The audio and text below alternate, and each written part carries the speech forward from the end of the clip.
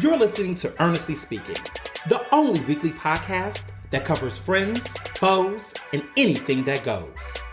And now, for your badass host, Ernest Owens.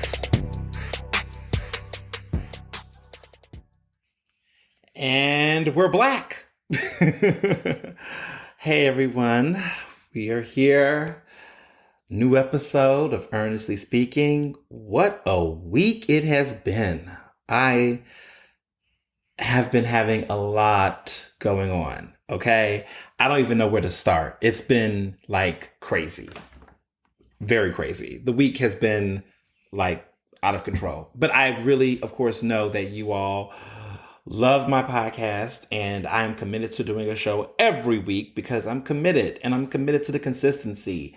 And it's just been a week full of lots of news and buzz. So let's get into it.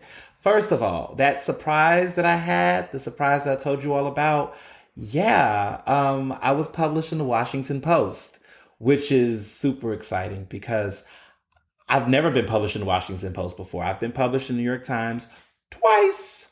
Okay. And I have always, tried to figure out, what's the energy and the difference between the Washington Post and the New York Times. I mean, I know that one is in DC and then one is in New York, clearly, New York City to be more exact. But, I know there's different audiences and there's something about being in the Post that was really special. I was in print, and this was great, to be able to pick up the paper and to see my article. So my article was about how I don't want corporations celebrating Black History Month.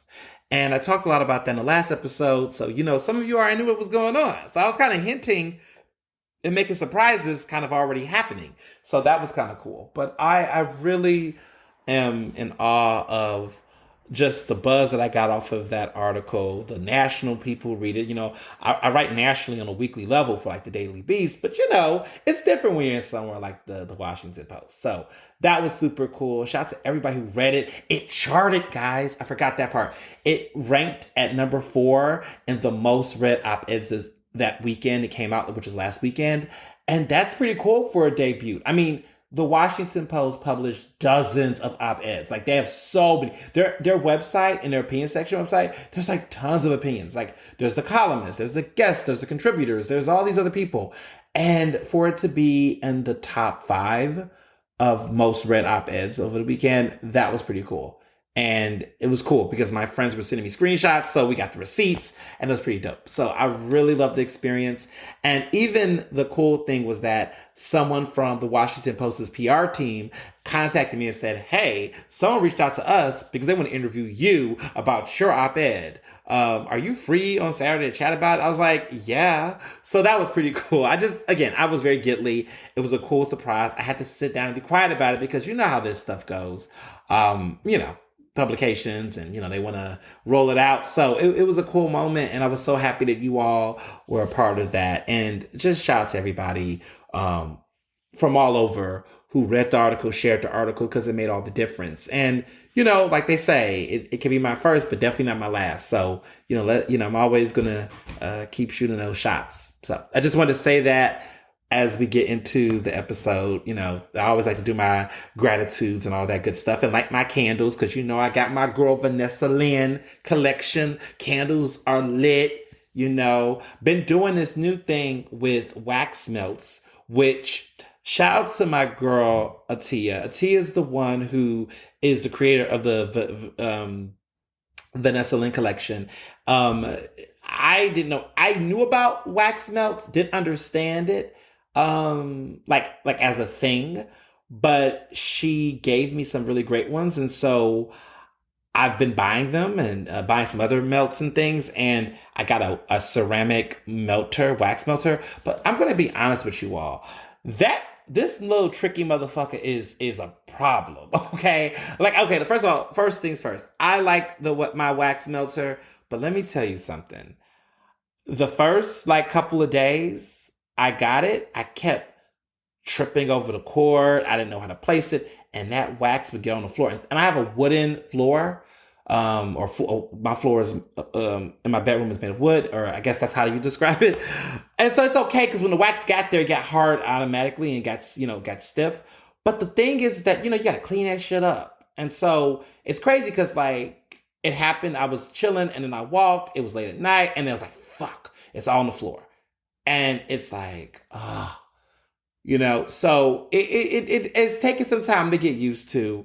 But one of the things I had to do is I had to put it somewhere else in the room and align it so that I wouldn't have the cord on the floor and all that crazy. I should have known that, but you're just thinking you're gonna always use that side of your brain, but sometimes it doesn't work. So just want to say, love a wax melter, but know how to use a wax melter.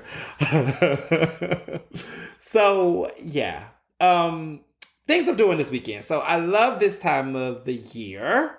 And some of you probably know about this. If you know, this is February. We're about to get into Valentine's Day weekend. I love Valentine's Day weekend because, as you know, it's a super jam pack for the very Ernest relationship. So let me break this down. February 13th is our anniversary. We became Facebook official on February 13th, 2014, which means it'll be 7 years. And you already know that 7 is like our lucky number because 7 is just always like the reoccurrence, the coming of 7. Like on the 7th anniversary of me coming out, he proposed to me. The wedding, I believe, is 7 months apart from our anniversary to October in some kind of way. We're getting married on our 7th anniversary. My engagement ring has 7 studs. I mean, it's like 7 is like a special number in the relationship. I've just come to realize that. So like Taylor Swift's favorite number is like 13. Don't ask me how I know that. Beyonce's favorite number is 4. She always has 4 and everything. Like, it's like numbers are interesting like that. So our number is 7. Lucky number 7. And 7 apparently biblically means completion. So it's a complete situation. But anywho, the 13th is our anniversary. And we're going to go to Zahav. That's first of all, we're going to a lot of places, but Zahav is like is going to be the signature restaurant. Mike Solonoff, who is the chef, the owner of Zahav. He also owns, and this is, okay, so folks that are not from Philadelphia, Zahav is a big fucking deal because Zahav is the current and remaining champ for most outstanding restaurant by the James Beard. The James Beard Awards are like the Oscars of restaurants, and Zahav currently is considered the best restaurant in America according to James Beard Awards, which is like the Oscar for Best Picture. So yeah, we're going to the best restaurant in America technically, and it's an Israeli restaurant. It's very incredible. We're going to be in a thing called a zert or a yurt.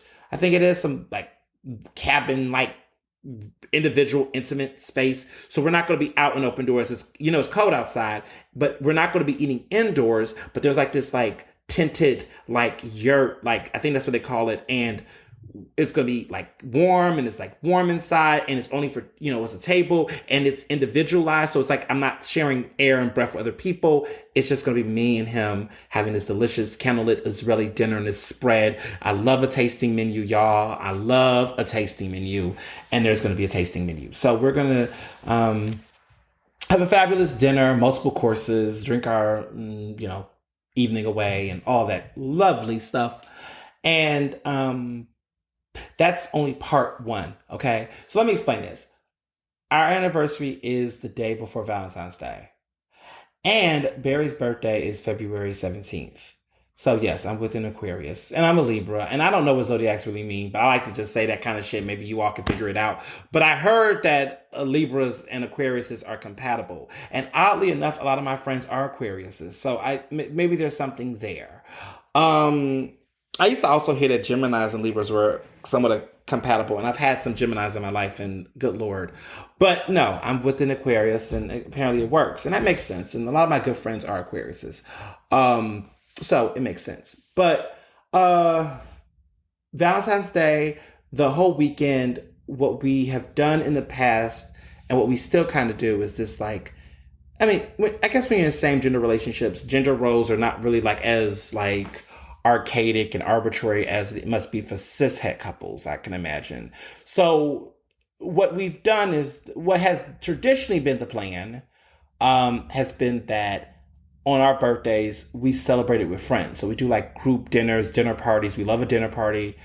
We do that for the birthdays, and then to celebrate, there's the couples quote unquote celebration. So like Saturdays would traditionally be, well, the pandemic that's screwing everything up, but not for my birthday. We still did it for my birthday, but we're not doing it this time because things are just, all over the place. But what we would do is that Friday would be like the couples celebration. So it'd just be me and him on our birthday, or, just as intimate. And then a Saturday would be like the friends gathering. And so I'm really big on big gatherings of dinner. I love a dinner party. Like I've had dinner parties with like 30 something people, and anybody who's went to my dinner parties, which some of the people listen to this podcast, of course you are. You're my friends. You're listening to this podcast. Y'all know, like I give myself this. I am the party planner for my friends. I know how to throw a fucking turn up.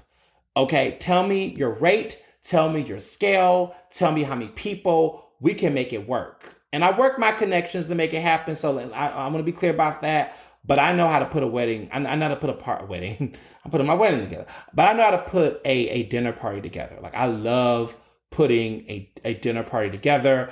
I am the person that do the prefix. I create prefix. Means I go to restaurants and be like, look, this is how many people we got. What's your budget so I can get these people to pay in advance? People cash at me. We pay the bill in advance. There's no diner dashing. If you don't pay up front, don't bring your ass to the dinner. I don't got time for a motherfucker that want to have a salad and then everybody else eating a steak. I stopped doing that shit in college. Listen. Maybe I'll do it. Maybe I'll do that now. Like I want to explain this a little bit because we're in that. Some of us, getting our vaccinations. We might want to go out, but like I might do maybe an episode, but there's always news. But maybe I will do an episode that just talk all about the etiquette of like dinner parties. I don't know. But it's an art to it. And I've seen people do it terribly, and I've seen people do it magnificently. And I am the person who's done it magnificently. I will say that I make the experience less cringy, maximize fun, maximize experience. I mean, I had a party, for example, where I had 35 of my friends. We was at Chima. Now, let me break this down because you all are going to look at me and say, now that's what I'm talking about. We had 30 people at Chima. If you know Chima is a Brazilian steakhouse. They had the unlimited Rosario steak bar situation where they come with all the sirloin, the unlimited salad bar, the dessert, right? We had that. We had the bar with unlimited mojitos and caprinicas. I'm mispronouncing that probably. That lovely drink that is also a great little sugar Brazilian drink. An open bar. And which included wine and beer and those specialty cocktails. And we had all of that in a private room where I got to play my own music. And we had this for 4 hours, and that included the open bar. How much do you think that costs per person? And this number I'm giving you includes the tax, the tip, the gratuity, all of it. The flat number. How much you think it cost? Dun, dun, dun, dun, dun, dun, dun, dun. Dun, dun, dun, dun, dun. Dun, dun, dun, dun, dun, dun, dun, dun, dun, dun, dun, dun. Dun, dun, dun, dun, dun, dun, dun, dun, dun. R.I.P. Alex Trebek. The answer was $75. If you go out to restaurants, you're probably losing your mind. If you're somebody who's like $75, you don't go out to eat. Sit your basic ass down. But to the people who go to restaurants and is damn foodies, I know you're losing. It was $75. So I maximized the opportunity. I had a big group of people. I worked my charm, and I made a case that, look, we're going to come here. We're going to social media. We're going to hype it up. It's going to be a good time. And I made my reservations in advance. Everybody paid into it. I gave them the money up front. It was dope. $75 per person. Okay. Yes. Open bar. Yes. Unlimited buffet food. Yes. A private room. And there was about 35 or something of us in there. It was a great time. It was one of my favorite birthday parties. And this was right. The funny part about this party was the last big dinner party I did before the pandemic. So this was in 2019. Yeah, this was 2019, and I had turned 28 years old. That was my 28th birthday party, and all of my friends were there. Like all of my friends, like my friend, my bestie Amanda, who like came all the way from Richmond, Virginia, to come to my party because like it was that epic. Um, yeah, so I had a really good time. That was a great dinner party. Like everyone was there. It was fun and all that. Now for Barry and birthday and all that, we're not doing dinner party this year because we're all going to get together for the wedding. So, October 16th is going down. But anywho, this time around this weekend, we're going to go to Lancaster, PA and stay at the Marriott, which is this beautiful, Marriott resort is in Lancaster. And they have a beautiful resort that's still popping. FYI, okay, for all the people talking, Mr. Johnson and I both are getting our second vaccine dosage before the weekend. Moderna, we're getting our second and final one. I've heard about, there might be some side effects, but pretty much we've been staying well rested, keeping our immune systems up, staying out of shit as much as we can, and just basically getting our final vaccination, and we're gonna keep it cool. So we do feel comfortable going out a little bit more now that we are vaccinated, but at the same time, we're being strategic. We're still doing masks. We're still doing social distancing. Like we're still doing everything. But this is just another sigh of relief. And I'm happy to hear stories of so many of my listeners who've messaged me that said, look, I'm on the list. I've gotten my first shot. Like I'm happy to hear that people are getting vaccinated. I'm happy to hear that Black and brown people are doing this because there's so many people out there who are trying so hard to suppress Black people from taking care of their health and taking control of their bodies. So I am so happy that there are people right now out here that's getting vaccinated because y'all, these numbers, the numbers are slowing down in Philly and in other parts of the country, but listen, they can spike up any minute now if we lose our minds. And with these schools opening and closing, all this crap, like these people are just not thinking. And I'm not even going to weigh in on that, right? Well, my thing is this. If the school buildings are not up to par with proper ventilation to make it accommodating, then you're putting people at risk. And not just the kids, but the teachers, because teachers matter too. So my whole mindset is that until you get these buildings up to par so that they can be safe environments for these students to learn, then you cannot authorize those students to go there because they've already been exposed to enough trauma and enough stress as it is. So my position is, as much as I want kids to go back to school, you need to put them back into environments where they can actually be able to learn and be productive and not be put at risk for COVID-19. So that's my position on it. Some schools are different from other schools, but I just really think that, where we at right now with the school district is that you got to prioritize these teachers. These teachers are also mothers. These teachers are also guardians and other people. They have lives too. And just trying to put them out there for the sake of making a statement, you can't play politics with people, not with people's lives. So I am in support of the teachers who are demanding that. I'm going to always support the workers. I'm always going to support laborers. I just think that you got to listen to those people because those are our essential workers. And if they're not here for this, then we need to talk about that. So that's my position on it. I'm always going to be on the side of the people. But that being said, we are vaccinated. We're going to get this second vaccination very soon and right before our whole shindig. We're just doing all kind of cute little stuff as we lead into the week. For example, we're supporting a really important restaurant that just, was suffered from a fire. Bridget Foy is coming out again. We're doing dinner there Friday night just to be cute. We're doing Zahav on Saturday, and then we're going to do Lancaster for a couple of days for like a cute little birthday / Valentine's / anniversary get together. And it's just going to be some time for us to relax and bond and do our thing, So it's going to be fun. I can't wait for that. because it's like a little mini vacation. And I know some of you all know I'm allergic to vacation. Like I don't know what it means to have a vacation. And that's not to say, let me say this. I'm just getting really personal today on the podcast, but we're going to talk about some stuff, but you know how it is. Y'all care about my personal business sometimes. Y'all want to be in my business. It's okay. We going to talk a little bit because, you know, y'all see the Instagram. Y'all see the stuff. I'm really into like, I'm not a crazy vacation person. Like, and it's not that I'm a workaholic because I believe what I'm doing is fun. I do believe there's some days we need to take a step back and just chill. You know what I mean? Like, it's just like, okay, I just need to just chill the fuck out. And that doesn't require me to go to Honolulu and all that and Cancun and all that kind of stuff. And by the way, stay out of Mexico, y'all. Stop going to Mexico. Stop it. It's colonialist as fuck right now. Those people, economy, and their environments need to chill. Stop it. We you know, Americans, stop going to Mexico. Leave Mexico alone right now. Seriously. Sidebar.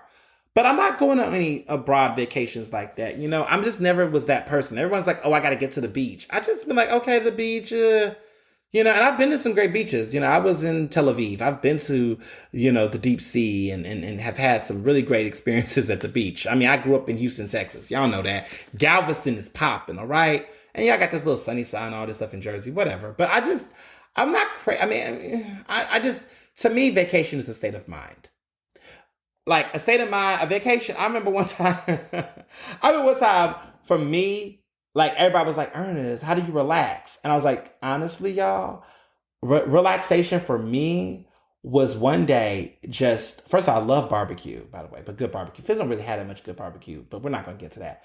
But I loved one day, I was at home and I just needed some time to myself. This was during the pandemic. And, you know, it was a pandemic, so there was like nothing you open. Listen, I was in my bed. I ordered a Primo's hoagie with an Arnold Palmer and salt and vinegar chips. And I sat there. And I got the Primo. So I got the real one, you know, like the 9-inch, 12-inch one. I got the real one, okay? I didn't get the little one, all right?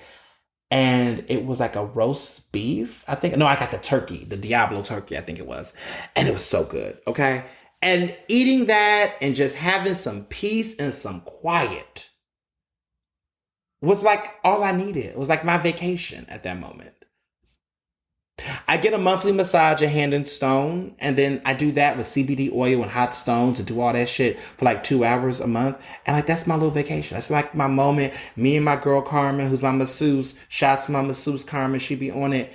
I get my massage, I got my CD oil, I got the Swedish, I got the hot stones, and I just relax. And like, that's all I need. Now, I know everybody needs different things. I'm not trying to tell people whatever, but I just think sometimes people like overdo it with how they perform self-care.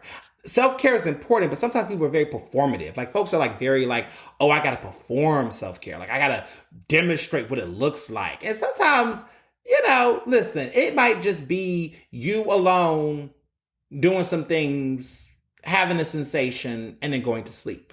Sometimes it's just having a good cocktail. Sometimes it's just calling a good girlfriend up and just kikiing. Sometimes it's just watching Love and Hip Hop compilation videos for like 3 hours and laughing your ass off and then going back to work.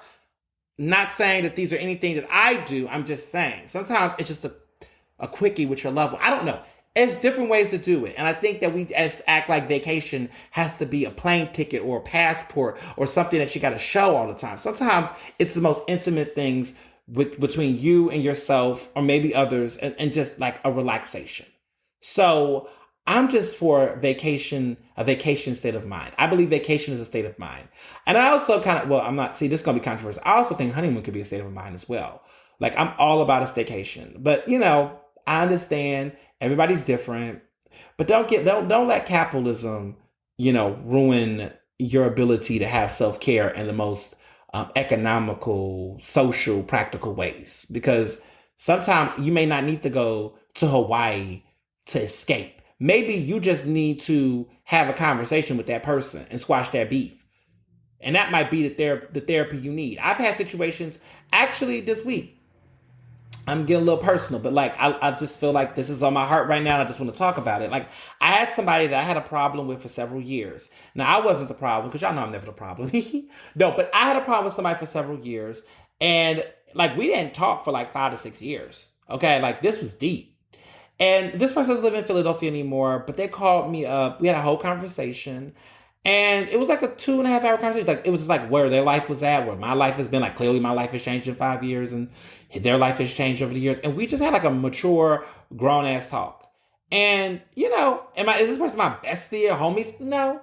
But we're cordial. We it's water under a bridge. And, I got some things off my chest and they talked about some things and we was able to be like, okay. And I think in my observation, I think that they definitely have evolved as a person. And I definitely have too. The way I look at things and how I respond to things. I think that that's what time will do. So in that case, sometimes that's all that need to happen. You could run from a situation, but if the situation, sometimes if the situation isn't too toxic or violent, maybe that conversation just needs to be had. Because you can't only self-medicate yourself so much before you have to address the real issue. And so that's what I did. I had a situation that the person thought of me. I'm the kind of person where I don't really be beefing with people like that. I mean, I beef with them temporarily, but like after a week or so, I move the fuck on with my life and I keep it moving. But then there's some people that I feel like hold on that shit for like ever. Like, I'm like, okay, I don't fuck with you anymore. And then I'm like, okay, you're done. And then that's it for me. Like, I'm over it at that point. Some people, they will keep the stuff going forever and ever, like it's a Katy Perry, Taylor Swift type of beef. And I'm just like, okay, what are y'all arguing about? Because I don't argue over men. Like, I don't have a beef with anyone over a guy. Like, I'm just happy that that's not my situation. I'm not judging people if that is their situation, but, like, if you've moved on, like, I have a rule. Like, I'm getting personal today. I have a rule. If you moved on with a new person and that person's good to you, whatever's going on with you and another person over somebody that doesn't matter anymore, like, y'all both let that motherfucker go. That's just my opinion. Like, I don't argue over men. I don't. I don't. Like dudes are gonna do what they're gonna do, and that's just what it is. Period. So long story short, I've been having a very busy, productive week, per usual, but super excited. I actually have another surprise coming up. And this time it is something even more exciting and it is going to be really cool. And I can't say anything about it yet, but we'll be talking about it most likely next week because by the time it will happen, it should happen by this episode. But don't quote me on that. But it'll be sooner than later. And probably by then I might be able to like tell you what it is by then. But that's also cool. But like all I want to say is shout out to the people who have been looking out for me, thinking about me, considering me, nominating me, just thinking about me when I'm not thinking about myself. Like, shout out to some really cool people. And you know who you are listening. I'm not going to put you on the hot seat to put you out there like that. But just, like, looking at opportunities, seeing me for bookings, for contracts, for other things.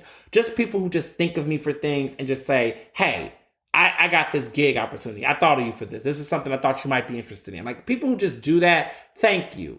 Thank you, thank you, thank you. And I really mean that. I appreciate you. I appreciate y'all. I'm very happy when people do that. And I try to read all my emails, including the trash ones that I don't read. I just delete. But all of you all, if you don't hear from me, I like to say it verbally on the podcast if you're listening. But thank you. Thank you just for being kind, for being supportive, for having my back in rooms when I'm not there, for just being dope. So, I'll say that. All right. So let's get to the news. All right. The trial of Donald Trump, impeachment trial 2.0, has officially begun. Yeah, it's been a lot. I was not ready. I thought I was ready. I don't know if you all been following the trial, and some of you all have told me that you're over it, you really don't care, and I get it, because quite frankly, it looks like the Senate, the Republicans are not going to do the 2 to 3 to actually, convict him. So there's going to be an acquittal. It's going to be an acquittal. There's actually going to be an acquittal, y'all. I think they're not going to go through it. And I said this, I've been predicting this for several weeks now, but like the acquittal is going to happen. And I'm very upset about that. And honestly, I don't even know how these Republicans at this point can call themselves, different Republicans. Like, oh, there's Trump Republicans and there's... No, it's not. At this point, if they don't get this acquittal to happen, the Republican Party will forever be defined by Donald Trump. because this is their problem and this is their situation to fix. Democrats have laid the case, have laid the table, they're doing what they're doing. At this point, it is up to the Republicans to step up.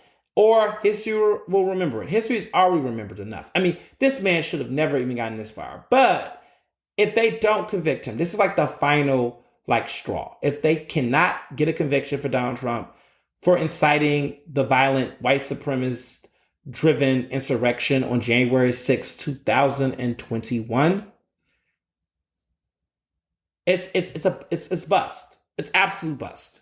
And there's no excuse. There's nothing that the Republicans can say to my black ass that could convince me that they are the party of Lincoln, which they got to stop doing it. Like, I hate the narrative, and I will say this, and maybe one of these days we'll talk more about it, but I have met and have had conversations with Condoleezza Rice. Not in the past 15, how old was I? 16, maybe? Yeah, 16. So I'm 29. That was like 13 years ago. But when I was a young high school student, okay, I was the president of Model UN at Alief High School and also World Affairs Council in Alief, my school district.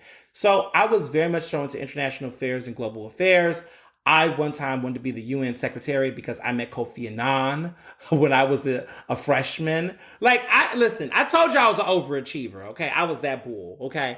I was like 14 and I confronted Vicente Fox, who at the time was the president of Mexico. And I confronted him here I am, little Ernest, okay?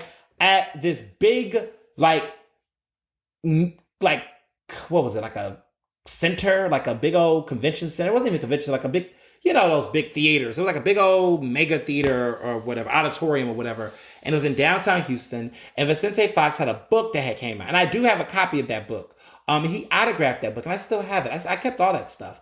But I remember he was there for a World Affairs Council event. I believe he was there. And I got to ask him a question in the audience. And I thought, oh, look at this young little black boy. And this is what they probably thought, with this suit on. And he's going to ask a cute little question. And I asked him the question about how he made a comparison that suggests, and I remember this, Google this, y'all. And the suggestion, I don't remember the direct quote because it's been so long, but it was kind of implying that black people in America are lazy and they don't want to work the jobs that undocumented workers would do. And that was what, back then people say illegal, but there's no such thing as an illegal human being. But people would say illegal immigrants. That was what we were saying back then. The proper term is undocumented citizens, right? They're undocumented. They're not illegal. And then the word aliens and all that. What are y'all saying? That's politically incorrect. That's racist as fuck. Xenophobic as fuck. Stop saying if you didn't know that. Don't call people illegal. But back then, that was what they would say. So he was making this comparison to undocumented workers to black people. And I asked him about it because I remember I think Al Sharpton had spoke out against the remarks and I confronted him about it. And, because I like to, and I remember he was mumbling his words and trying to act like he didn't know what I was saying, but he knew what I was saying. And I remember I got interviewed, I think by CNN International or somebody interviewed me and I was just so ballsy and still am, but I was just very I had something to say. And so a star was born, basically. Got to ask Kofi Annan a question. Got interviewed on some radio station. I remember I lost my mind because I was on the radio. That was the first time I was on the radio was when Kofi Annan, who was the former Secretary General of the United Nations. And I remember asking him a question or something. And they were like, oh, hey, young man, bright scholar, and that was fun. But nothing compares to when I met Condoleezza Rice, okay?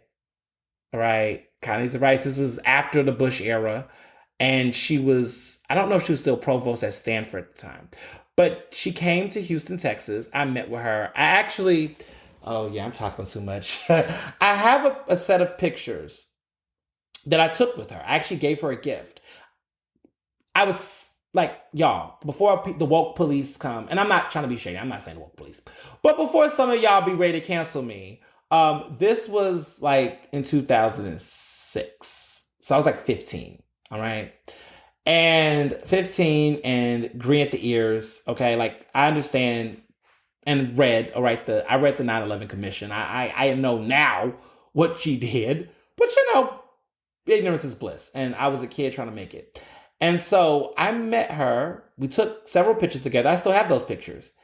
And I gave her a gift. I forgot what I gave her. It was a gift though. And we had like lunch. It was like me and her and some other folks had lunch. And I remember I had lunch with not Ted Kennedy. He was the chairman of CNN.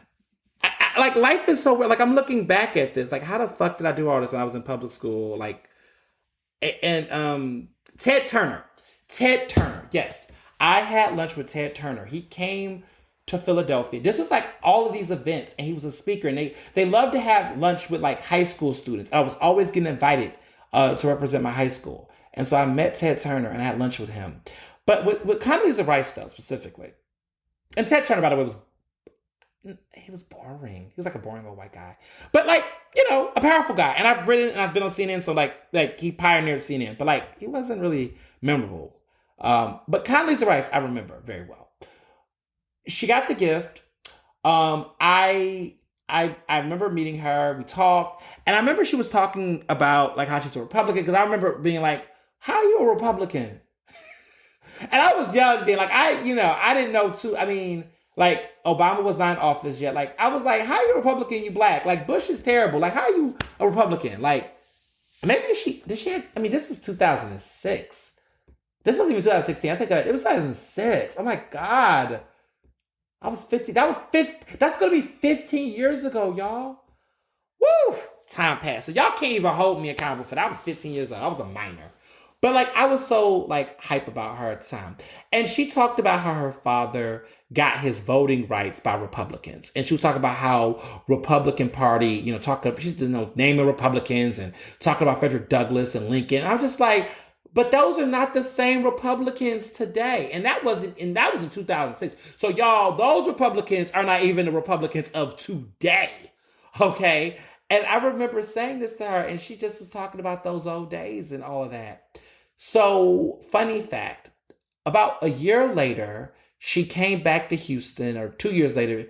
Well, no, maybe it was a couple years later, maybe. I think I was about to go to college. She had a book that came out about her life, and she was talking specifically about her upbringing, her childhood, and her values. And I forget what the book was called, but I had the book. But it was like a very basically about brilliant blackness in her family. She really, and I remember reading the book, and she was very much talking about the brilliance of her father. She really looked up to her father. I mean, she could speak different languages. She's like a prodigy on the piano. She knows Russian. I mean, she's just interesting. I think she's like a polyglot. Like she could speak various languages. I mean, Condoleezza Rice, I'm not praising her. I'm just saying when I was younger, I was very much like in awe of like all the things that she could do because she was an overachiever herself. And also overachieving with weapons of mass destruction that really didn't exist. So, nuance. But what happened was that she sent my teacher, my world history teacher, she remembered me and she autographed a copy of the book, and she gifted it to me when she had her book signing in Houston. Yeah. So, yeah. And I still have those pictures. And, yeah. So, odd story, fun fact, I met Condoleezza Rice, and Condoleezza Rice knows me. And I was like a young bull. So, that was interesting. But, anywho,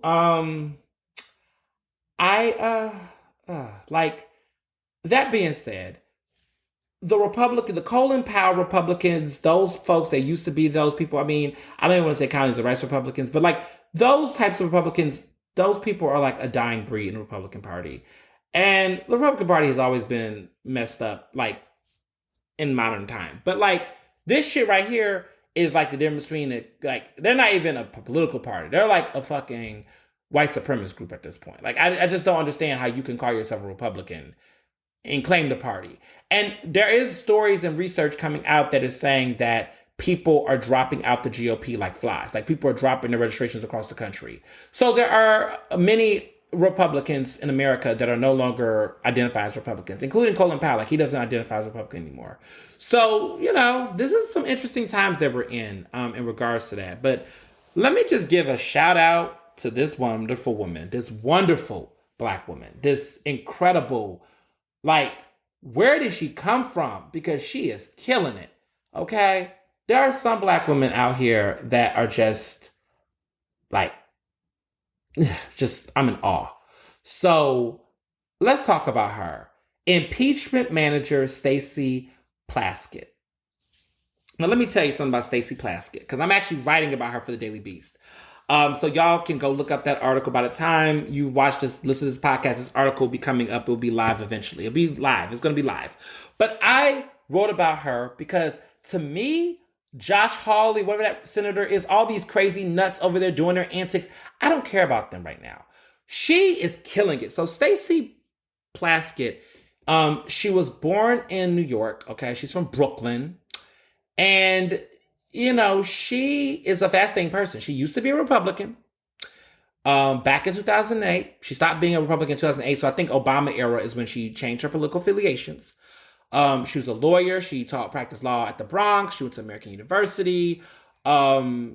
She worked for the Justice Department under the Bush. She was a Bush-like appointee.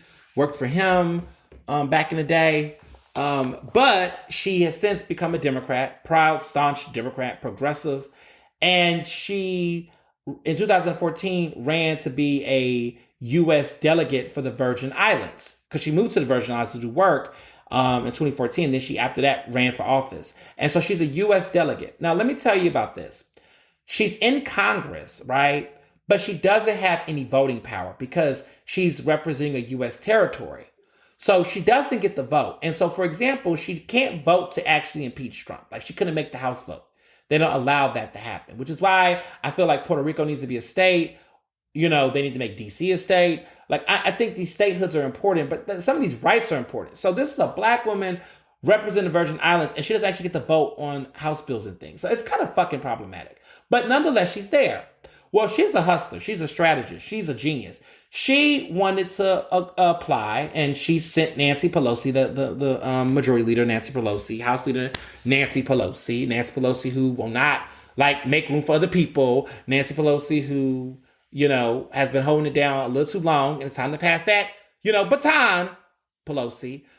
Back in 2009, when Trump had his first impeachment trial, she wanted to be the impeachment manager. She wanted to, you know, stake her claim. And she gave a very eloquent letter that just broke down, like, as a black woman and having power, how she should represent.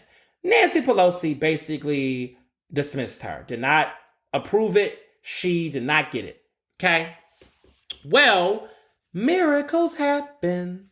So she got it this time. And Pelosi announced it, that Stacey Plaskett was going to be the impeachment manager this time around with the trial. So she got the opportunity of a lifetime. She made history. Okay. Black History Month, y'all, for those who, like, you know, really eat that stuff up. She is the first non-voting member of Congress to be an impeachment manager. So what that means is that she's one of the people that really get to execute and preside over this impeachment case, over this impeachment trial. So even though she can't vote, and she couldn't vote, she gets to have a strong role. And that's a big deal for people representing the territories, because they're oftentimes are ignored in a lot of the major political discourse. So what she's doing is very historic. But can we just talk about what she wore? She comes in there with signature Democratic blue. She has this beautiful blue dress with the cape. Okay, so she comes in with the cape. So she knew what she was doing. She knew she was here to slay. All right. And she comes in there and she's just going in, making the points, providing the receipts, analyzing the tweets, and she is just killing it. And I was just like, to me, this is who we need to be talking about this impeachment trial, because she lays out the case. And everybody's been laying out the case against Trump. But I thought that she has done the most compelling case. One of the things that stood out to me was when she looked at those Republicans right in their eye, like, y'all not about to other me, okay? She came in there and looked at them, and she made the point that there were brave people. Because she talked about her work during 9/11, which, you know, this year, oh my God, it is a 20th anniversary of September 11th.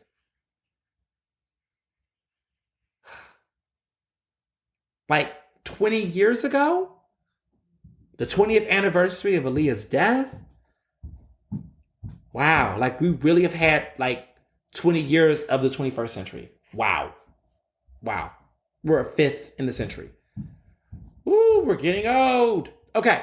So she talks about how, those brave those brave passengers on the flight that was headed to the Capitol didn't make it. Remember, they were trying to go on that flight, trying to hit, the Capitol building, to hit Congress. That plane was headed straight there, straight for the White House. They kind of hit the Pentagon, but they were trying to come straight to the Capitol. And those brave passengers fought and made sure it didn't land. And I think it landed in Pennsylvania instead.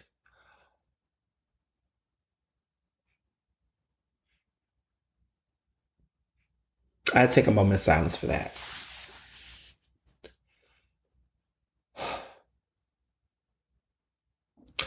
So, and it's emotional and it's very touching. And it's just, she had her tone was very controlled and measured, but she just talked about how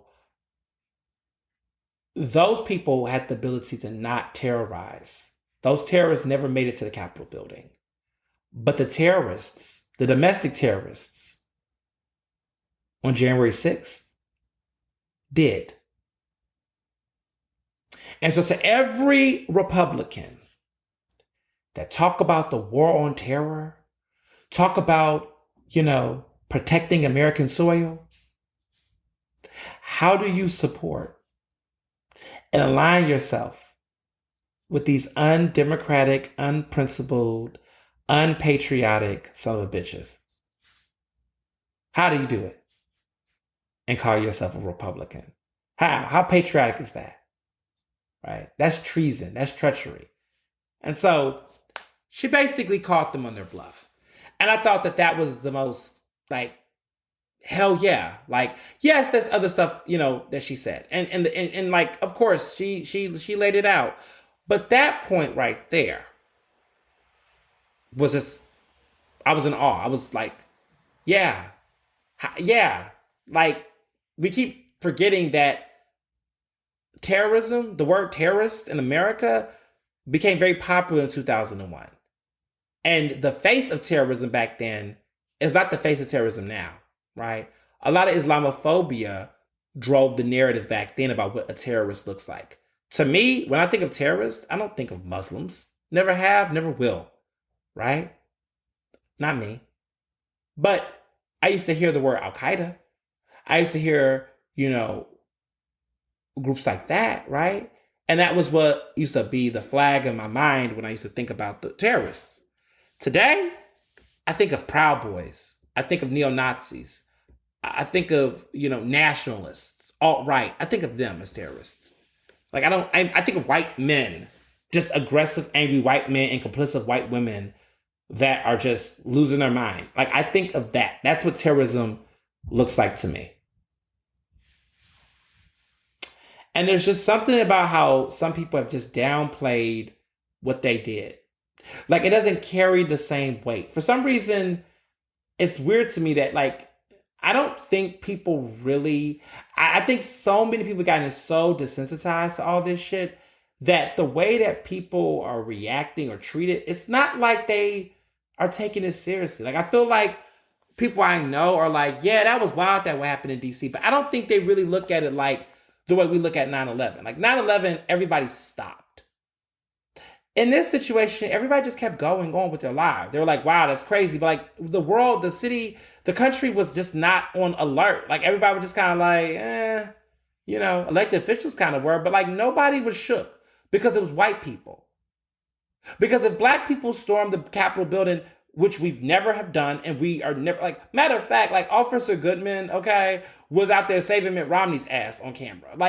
When you see all that unaired footage, that never before seen footage that they released this week, it's mind boggling. It's like, this shit was crazy, but I don't know. I personally feel like people are not taking this as seriously as some of the other terrorism that we faced. So I don't know. I just think that it says a lot. But shout out to Stacey. Okay. Delegate Stacey from the Virgin Islands is killing it for me. My person of the week. She gets it for me. She kills it for me. Like honor.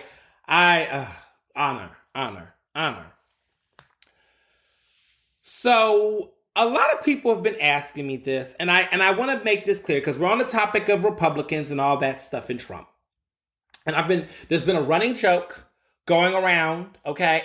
And I guess I was stroking the flames, but I didn't realize how crazy this was.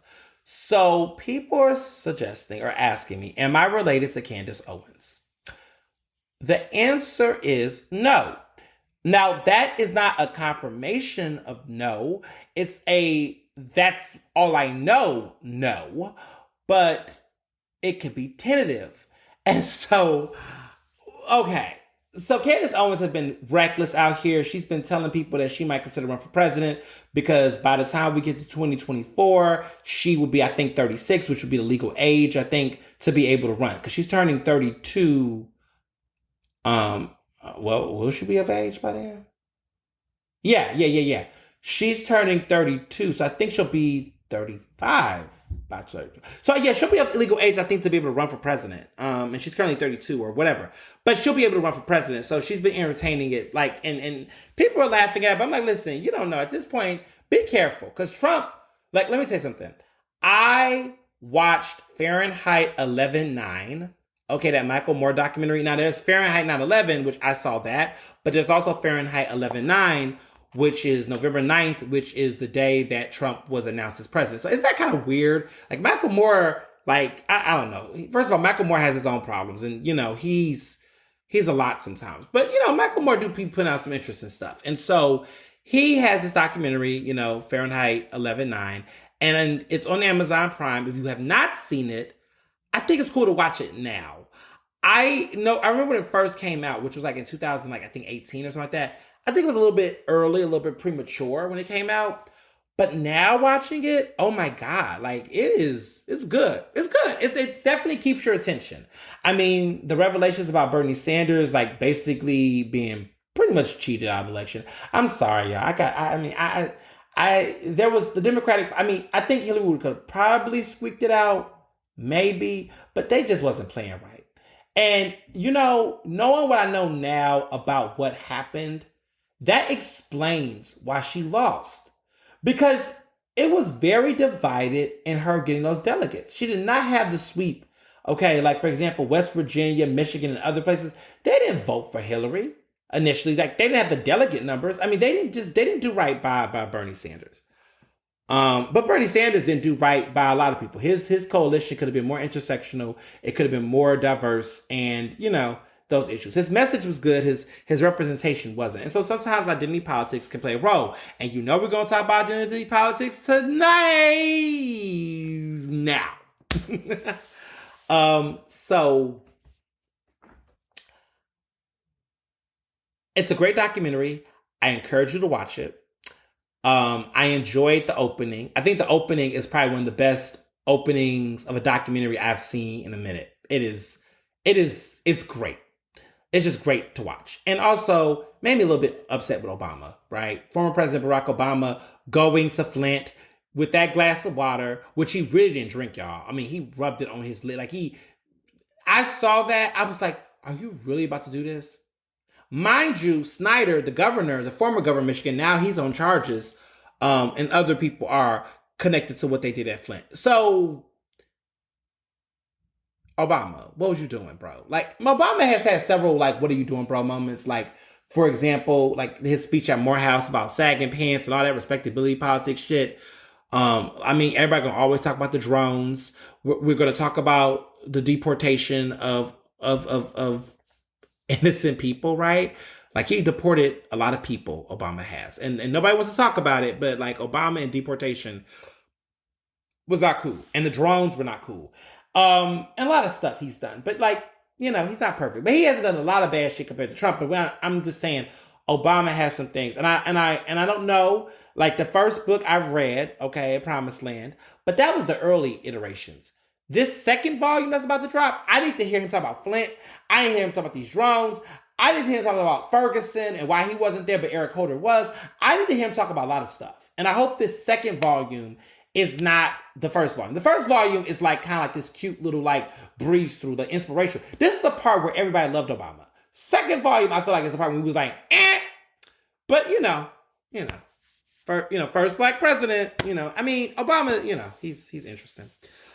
So that being said, I don't know if I'm related. I can confirm as of right now, the answer is no, I'm not related to Candace Owens. But the reason why I say this is because she has a grandfather named Robert Owens, and he was born in North Carolina. My biological father, who's no longer alive, he's deceased. His name is Ernest Owens Sr. I'm a junior.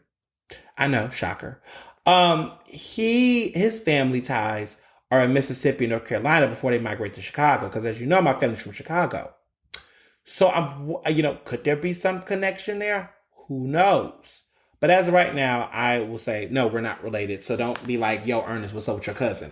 But I've made jokes on social media and people have really ate it up. And, people have sending pictures and comparing our faces and being like, I don't know what it is. Everybody black is related to each other. I mean, we kind of are, right? We are from the diaspora in some kind of sense. But nonetheless, I don't want people thinking that we're like immediate. It was so crazy that when I made the joke, someone got in my DMs was like, oh, Mr. Owens, I see that you're related to Candace. Can you talk about your cousin's interest in running for president? I was like, oh, no. It's a running joke, bro. It's not real. So I've had a lot of that I have had to address. So I just wanted to just say again, I am not related to Candace Owens. Leave me alone. I feel like I hear Mari somewhere doing a DNA test. Okay. I don't know. But hopefully not. All right, so I have to talk about this because it is something that's been on my mind. And I need to talk about this. It's something serious to me. A lot of people think, have mixed feelings, but I'm going to speak on this because this is a person that when I was young, I really admired. Still do. And this person helped me through a lot of interesting times in my life and awakenings in my life. And if I didn't have this person's presence in my life, my earlier childhood would have not been the same. And I am talking about the phenomenal, incomparable Britney Spears. So I saw that documentary, The Framing of Britney Spears, that is presented by the New York Times, that was in Hulu. Y'all gotta watch that documentary. You just have to watch it. And I guess my inner gay fandom is coming out. But like Britney Spears, y'all, was a real pop star. Like, I'm not saying the girls out now is not a real pop star. Like, some of them are really not pop stars. But Britney Spears, the reason why Britney Spears can have a documentary about her life 20-something years later and people are watching it and talking about it, because that's how fucking monumental Britney Spears was. They don't make pop stars like Britney Spears anymore. I don't care who you are. I don't care. Britney Spears was in her teens on number one on the Forbes highest paid celebrity list at her prime. Okay, ranking in all of the cheddar, all of the dough.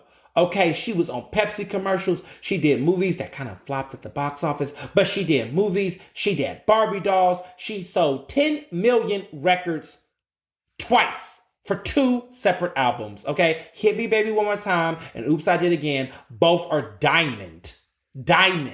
Okay, and she was a solo artist. She never was in a girl group. Okay, she didn't have to do with Supremes. Shout out to Mary Wilson. R.I.P. Queen, because you was the original Supreme. But to all these people who had to be in groups before going solo, Britney came in the game always solo. And shout out to solo artists who can maintain a career solo. Your faves had to be in music groups and had to do the Motown thing to succeed. Michael Jackson,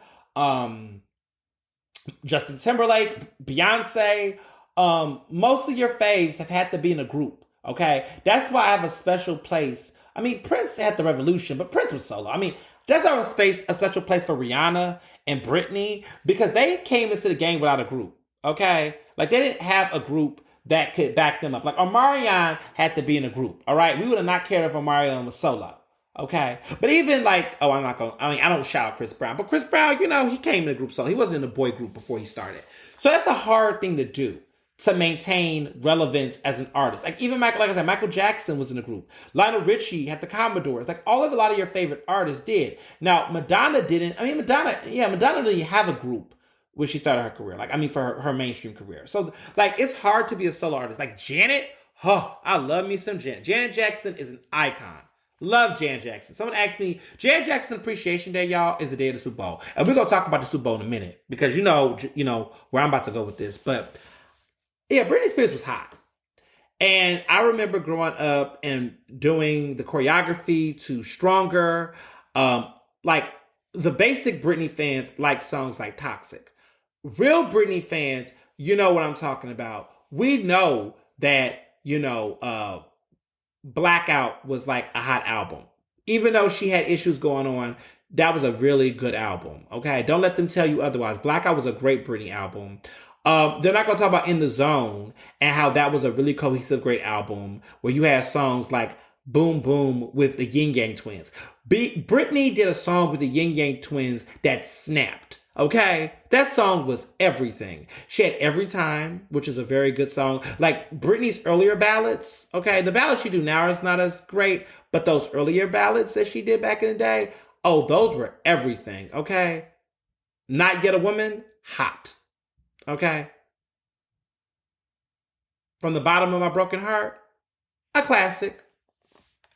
I was just a really big Britney fan. And I went to Britney's concert, Femme Fatale, when she was in Philadelphia at the Wells Fargo Center in 2011. That was 10 years ago. 10 years ago. Y'all, we getting old. 10 years ago, I went to see Britney in the summer of 2011 when she dropped Femme Fatale, which was a dope album. Okay, Hold It Against Me was a smash hit. Till the World End snapped. I Wanna Go was hot. That album was fire.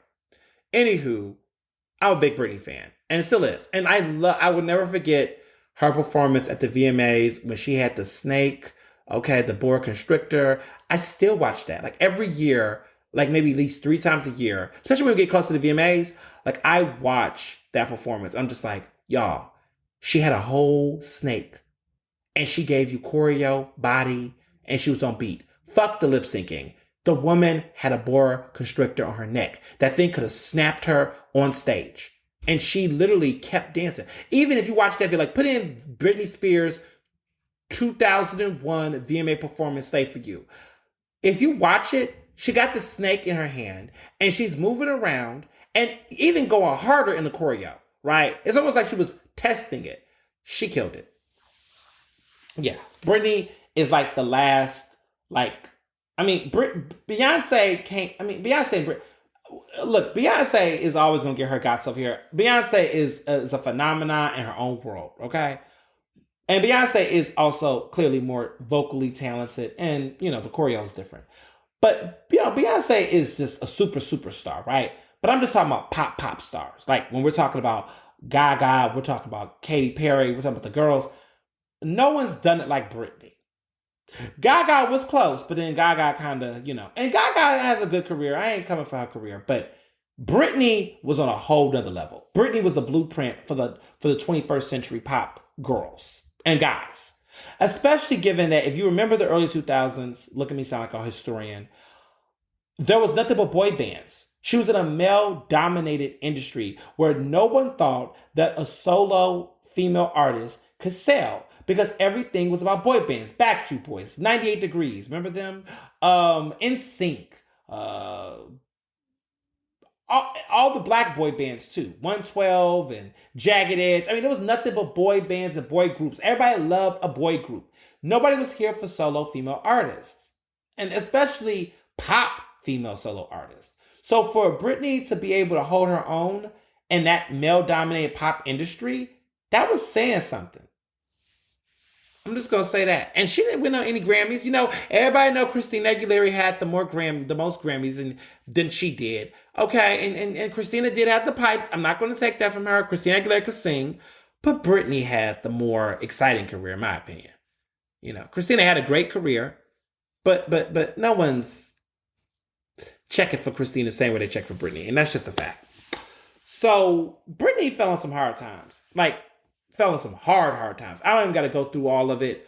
But, there was a lot of things going on. She lost custody of her kids. She was just spiraling out of control. And then she gets in this conservatorship with her father, who pretty much in the documentary is described as a greedy ass stage dad. Okay? He apparently said something along the lines of his daughter gonna get so rich she gonna buy him a boat.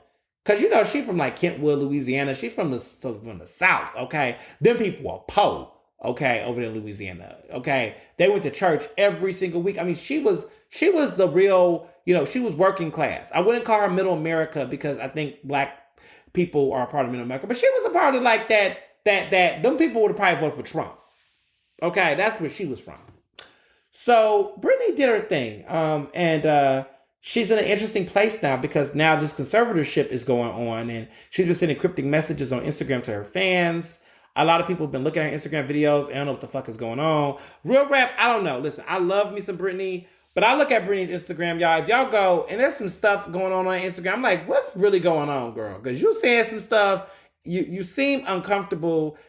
They say she has high anxiety, so that could be the case. But like, it's just her voice, and I don't know. I don't know. It's just something's off. But that being said, she killed it in Vegas. She doesn't want to perform until her father no longer has the conservatorship. So right now she's been able to have a bank, have a role in being involved in her assets, but she's trying to get rid of her father and get him out of this because he has so much control on her. And I just think it's very interesting how all of these men in music has had drug problems, other issues, and you never hear of them having to get a conservatorship. Like, you never hear stories like that. But somehow this woman has gone through all this stuff, and then look what happens. And let me just say this. 2018, 2007 was crazy. 2007, when Britney had her career, like, everybody was talking shit about Britney. It looked like her life was going down the shits. But then a year later, in 2008, she dropped Circus. She gets ready to go on a world tour, and she wins all of these VMA awards. I mean, can you talk about the resilience? Like, can we have a moment to talk about, like, how fucking resilient that is? Like, that's wow. Like, she got her ass back up and killed it and gave us another great album. Circus is another incredible Britney Spears album that is just so good. So, that's that. I just think I'm a part of the Free Britney movement. I believe in the Free Britney movement. I do. And let me say this. Oh, yes. I know where I'm about to go with this. They talked about Justin Timberlake, and I am so happy they did. And let me say this about this. They've been doing a lot of resurfacing of a lot of people who gave Britney a hard time. So, like, they're going after Diane Sawyer for that interview with Britney, where it looked like she was slut-shaming her and judging her. They're definitely going after Perez Hilton, who talked about how much money he banked off of her downfall. But first of all, Perez Hilton has always been a piece of shit. And, like, y'all didn't need to wait for this documentary to talk about Perez Hilton. Like, Perez Hilton has been banking on the downfall of all types of female musicians and artists and creatives and entertainers for years. I mean, he does not care. And he's also, like, the antithesis. Well, not even antithesis. He's also basically the genesis to what we have in the Jason Lee, who is another loser, pathetic man. He's a man of color. I mean, he's Asian, Jason Lee is. But he likes to use the N-word and act like he's black, but he's not black. He was adopted by a black family, but he's like not black. And he likes to, be a culture vulture in black music and culture. And he's made a history, taking advantage of women's sex tapes and, all this really pathetic stuff. And he's a gay man. And these men are both gay men. And they're like perpetuating a lot of internalized homophobia, a lot of sexism, misogyny, racism. It's just problematic. And I just think that, in this paparazzi world, like we are seeing what that did. I mean, I remember what happened with Whitney Houston. I remember what they did to Whitney. I remember, how they did Britney. They've done a lot of things to a lot of women in the entertainment industry where they polarized them and made them people that we were not supposed to empathize for or feel sorry for. And we've lost a lot of these musicians and artists. I mean, look how they did Mariah, during the glitter era. I mean, this is a cutthroat industry and a business, and they've really have threw out these legends. Like, threw them out. Shout out to Diane Warwick on Twitter, right? Because Diane Warwick is another legend. And I remember people were teasing her about her finances and really, making her like she's just this horrible person. But Diane Warwick came back and got on Twitter and reinvented herself in a way that's modern and hip for this generation. And I just love how many people are going back and listening to her music and listening to songs like That's What Friends are for, which is like a song I grew up with when I was little. Like my grandmother used to have it on the radio when she allowed some secular music to play because, she was deep in Church of God in Christ, Kojic. But she, where they say, you can't join in, you got to be born in. People know what I mean by that. But I just think about that right now. Like, you can't join in. You got to be born in. Like, ooh, those were the days. So, there were some mean people messing with these artists, these female artists specifically. And Justin Timberlake was a horrible, horrible ex-boyfriend. Justin Timberlake is the type of ex that like you really will put a hex on because he was just a shit show. He was horrible to Britney. He cashed in. He was a whiny little bitch. Justin Timberlake was back in the day. Still is. But back in the day, it's something about him like being a whiny little bitch because he would sit up, right? Okay. And whine about everything. Everything was like not his fault. It was always somebody else's fault. Like he threw Britney under the bus. He threw Janet under the bus. It was always someone doing something to him. Like he was always the victim of the story. I mean, like before Taylor Swift, old Taylor Swift, because I like new Taylor Swift, used to play the victim. She learned that from Justin Timberlake because Justin Timberlake used to always play the fucking victim. Cry Me a Fucking River. Remember that? Shout to my good Judy, Marsha Ambrosius, who did the vocals in the background for Cry Me a River. Those are not Justin's vocals. Those are Marsha Ambrosius' vocals, okay? Just wanted to put that fun fact out, okay? That song won a Grammy for Best Male Pop Vocal Performance, but let's be very clear. Those were some black women vocals in the back to Cry Me a River, okay? That was not him. Just want y'all to know that. Marsha Ambrosius told it on Twitter one time. Shout out to her. And thank you for following me. And thank you to Anita Baker for following me. Okay, I am caught in the rapture of your love for me. And I love you too. And thank you. But anywho, Justin Timberlake ran around, told people that, he, slept with Britney, which was disrespectful because, it was the whole is she a virgin thing. So he disclosed him having sex with her, which is just such a disrespectful thing to do. He let the media run wild, talking about how she quote unquote cheated on him and all this stuff, let them pile on her, played the victim, drew it out in the tabloids, really just brought hell and havoc to her life. And then did the song Cry Me a River with the video with the Britney Spears lookalike, which let me just take a moment to say, that girl in Cry Me a River don't even look like Britney, y'all. Like that girl's head and her body, she was too thin. Britney did not look like that, but I get what they were trying to do. And he really played that up. And then his album was called Justified. Now, how fucked up is that? Justified. Oh my goodness. He used to have the horrible albums. Justified, really? So he really played up the drama for his own interest. And as you will see in the black gay community, queer community actually, we say the term stunt queen. We say that a stunt queen, okay, which that word queen can be interchangeable between genders, it's gender neutral in this regard. But a stunt queen is somebody who is always pulling a stunt, trying to get massive attention. Like they always are pulling a stunt. Like Kim Kardashian is a stunt queen, right? Who else is a stunt queen?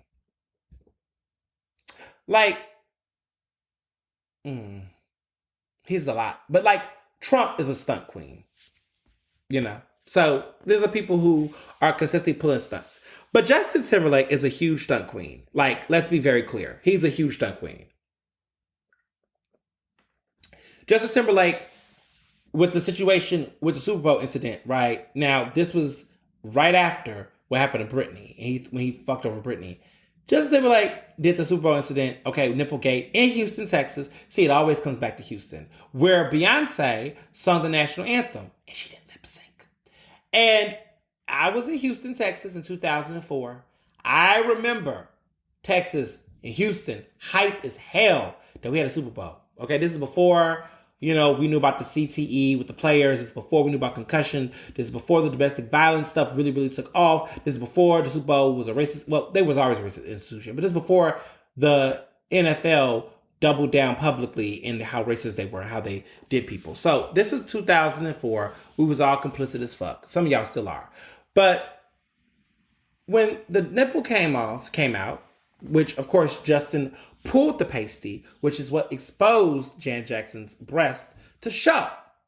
And I remember I saw it and I was just like, wait, is that a titty?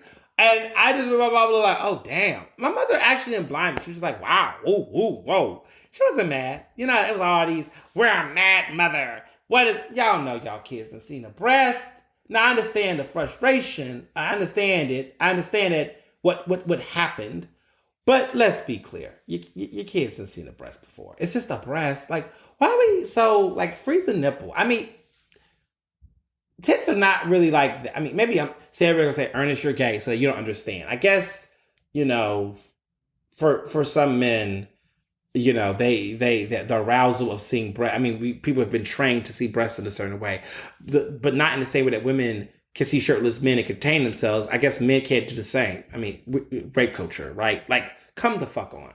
But anywho, one titty exposure changed everything. She wasn't allowed to come to the Grammys. Allegedly, there was stuff going on with the FEC. Les Mouvez at CBS wanted to make her life a living hell. She took the brunt of all of that. I don't think Justin Timberlake took anything. Justin Timberlake got his ass at the Grammys, accepted the Grammy Award the next week, okay, and basically played like he was going through some shit, even though there were protests outside, protesting the fact that Janet was not allowed to come to the Grammys and that she was being blackballed. And Justin Timberlake got that award and basically allowed her to be thrown under the bus. And he got that Grammy, okay, for Best Male Vocal for Cry Me a River. So this is a full circle moment on all the fuck shit that Justin Timberlake was doing in the pop industry. But you all allowed this man to call himself the president of pop. You all let him continue to collaborate with these black artists. And these black artists, shame on y'all for keep on giving Justin Timberlake this seat. Okay, because I don't know if y'all saw the Hollywood Reporter cover that came out last month, but they were having a roundtable discussion with like Leslie Odom, Alicia Keys, Mary J. Blige, black musicians. I think John Legend was in that conversation. And then they had Justin Timberlake. I'm like, why is his ass in this black ass conversation? Like, y'all keep inviting Justin Timberlake to the cookout. Why? Justin Timberlake has definitely fucked up his entire reputation in the black music scene and in the community. Like, he cannot be trusted. And I will say that because you all know that 5 years ago, see, I'm going from 20 years to 10 years to 5 years. Break it down, break it down, break it down. 5 years ago in 2016, I had called Justin Timberlake out in the summer, as you all know, briefly. I talk about this more in depth in my sneak peek episode. So please, for those who want to get to know me better and you're new to my podcast, listen to the sneak peek episode, because that's like the bio episode that talks about my life, talks about my experience and everything like that. So dealing with this stunt queen, he was jumping on the conversation when actor Jesse Williams was shouting out and talking about, black power, black women, and all this great stuff, And we all know what ended up happening in his relationship, but she ain't gonna throw that shade. Still a good speech, though. So he gives his speech. Black folks are here for it. Black Twitter is going up for it. I'm here for it. I'm inspired. Justin Timberlake says he's inspired by the speech. I'm like, Justin Timberlake, if you don't sit your little ass, here you go again. So I said, inspired, like, are you going to stop culturally appropriating black culture? And are you going to apologize for Janet Jackson? I did not know that this was going to be a viral moment. Like this dude, okay, took this moment and he says, oh, you sweet soul. I never forget this man called me a sweet soul, okay? I was not verified back then. I had like maybe 2,000 something followers. And he thought he was going to sun me on Twitter. And he's like, the more you realize we're all the same, the more blah, blah, blah, bye. So he tried to dismiss me on Twitter. It backfired. And I went in on Justin Timberlake. after we had this exchange, his trolling fans harassed me. I was Donkey of the Day by Charlamagne the God.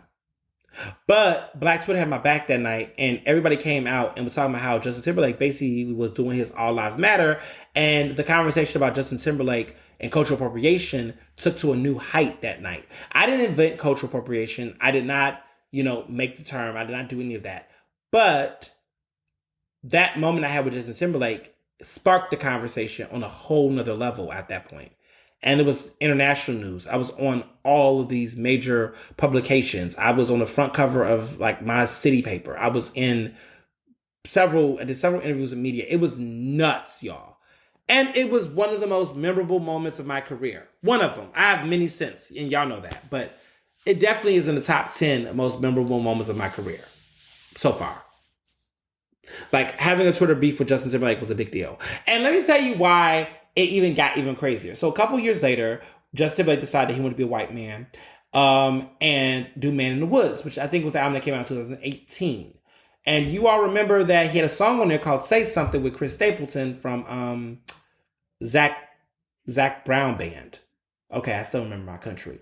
And Chris Stapleton, who's now solo, I suppose. I guess he's more solo now. But I remember when Zach Brown Band was the thing.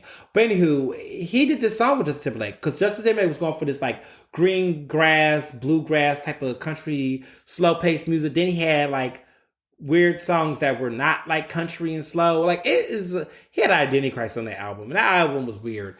But the song Say Something was a hit. It was nominated for a Grammy. It didn't win. It charted in the top 10 on the Billboard. But let me tell you what made it interesting. You know what inspired that song? According to Justin Timberlake, the drama we had on Twitter. Our Twitter feud and our moment and that controversy inspired the song Say Something. The more you know on Black History Month. Didn't get any royalties. I didn't write the song, but I inspired the song. And I am a part of music history. Fuck Justin Timberlake. Fuck Justin Timberlake. Fuck him. Because this man continues to ride around here dirty. And I'm happy that this Free Britney movement has got people questioning Justin Timberlake as an entire person.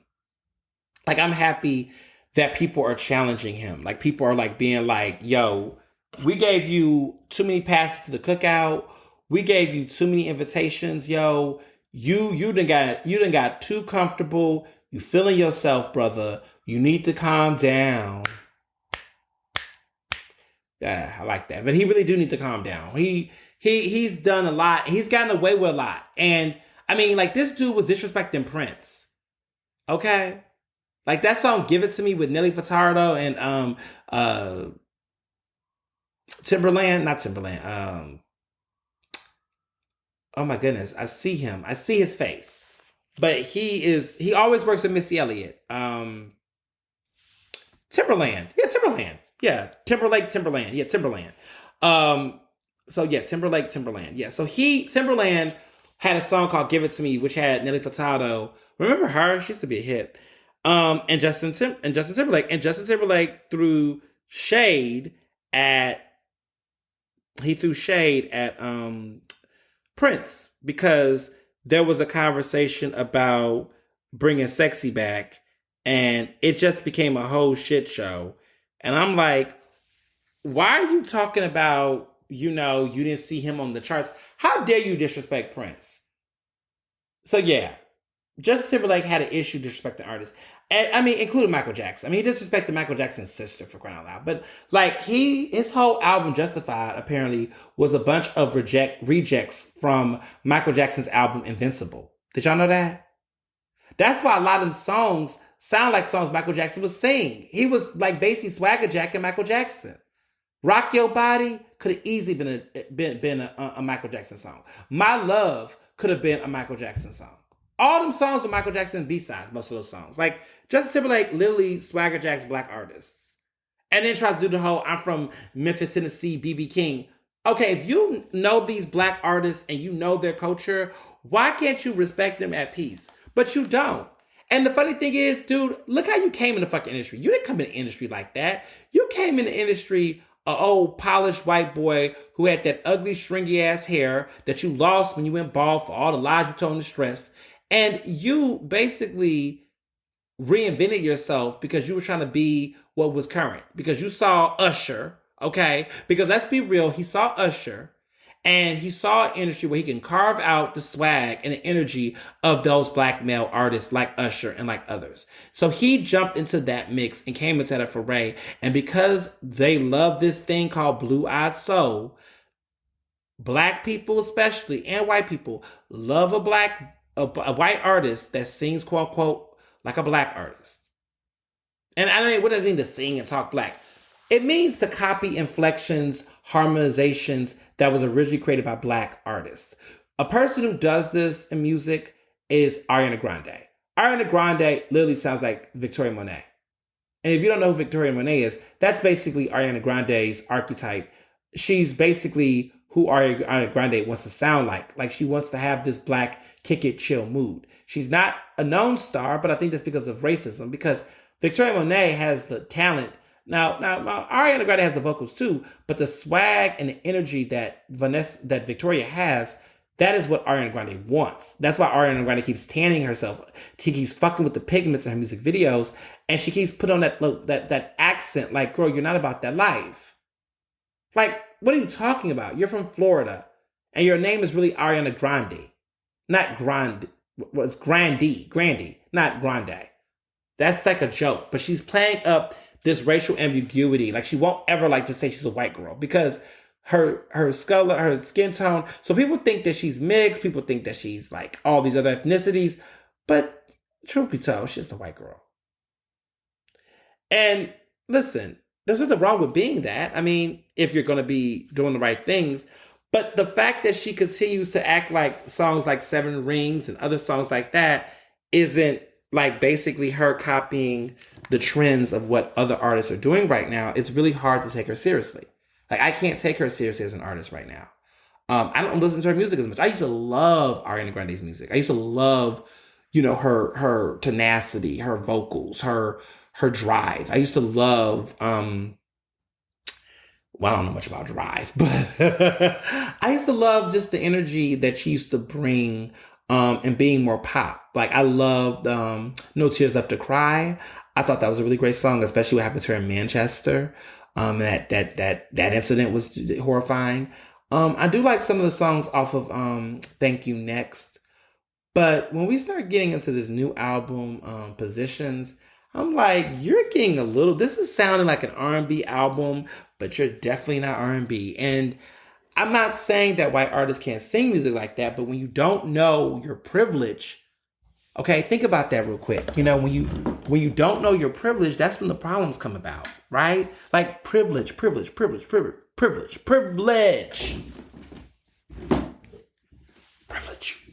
When you don't know your privilege in the industry, I think that's the problem. And I just feel like with Ariana Grande, I need to call her Grandy to be disrespectful. But my issue with her, with that, like, let me also say this. I have fucked up on this. And I'm a big, huge Rihanna fan. Rihanna goes by Rihanna, not Rihanna. But I sometimes slip up because I hear so many people say it. But Rihanna actually refers to her name as Rihanna. It's not Rihanna. But Americans, okay, it's actually Rihanna. And I've been practicing hard to call Rihanna. But every blue moon, I get too comfortable when I slip up and I say Rihanna. But it's Rihanna. And no one's going to really call her that. But like really, real Rihanna fans know in the Rihanna Navy that she goes by Rihanna. So I'm going to just make sure I remember that. But that being said, Ariana Grande, if you look at her music videos, she's always tanning. So I say all that to say that it's not just Justin Timberlake. There was many before Justin Timberlake. There was Elvis Presley. There was Vanilla Ice. There was so many other people before. And after him, right? Iggy Azalea. Other folks have done it. But he's one of the few that has really benefited the most. To the point where people think that he's in a league of his own when he actually stole the league, the bats, the balls, and everything else. So, I'm never going to be a fan of Justin Timberlake. I remember when 2016, that song that everybody loved, Can't Stop the Feeling, what that shit was on Smurfs.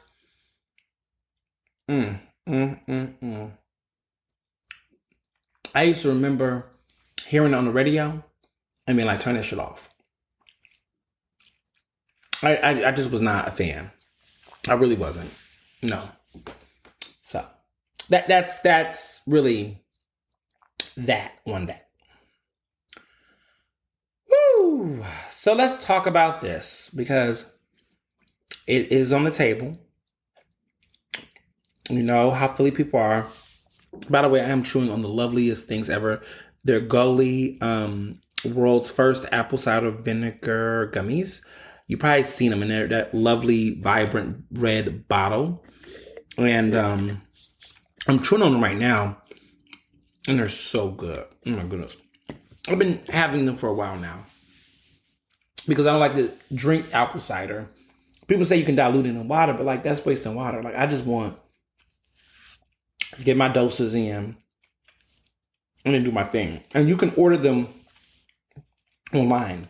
And they're so good. And they're affordable as hell. And they're so good. I love these. But anywho, black elites. People want to talk to me about this whole black elites thing. Because I've been talking about my Facebook. You've seen on my Instagram, on my Twitter, right? I've been talking about it lately because there's been some breaking developments. And we've been talking about this on this show. So you all have been, my fans who follow each episode. This is a saga. It's a continuum. Like, we just don't leave stuff behind. We bring stuff in the mix. So you all remember that the city controller's office in Philadelphia had released a scathing report about the Philadelphia police commissioner and the Mayor Jim Kenney of Philadelphia, that they authorized that tear gas and that basically Danielle Outlaw was cool with it. And, she was very tear gas friendly and she tear gas people. And that's when I decided to say that the mayor should resign and she should resign because Mayor Kenney is a Philly crumb bum mayor. That episode, that conversation. So the update is that there's a lot of buzz happening right now. A lot of choose your words right, Ernest. Self-proclaimed community leaders. That's how they self-describe themselves. They're black. Most of them are middle-aged. Not that many young ones. And they belong to Divine Nine organizations. These are black Greek letter organizations, which includes the Alphas, the AKAs, the Qs, the Deltas, the Sigma Gamma Rhos, the Iotas, Zetas and Sigmas and, all those people, Alphas and all those people, right? And they belong to that group. And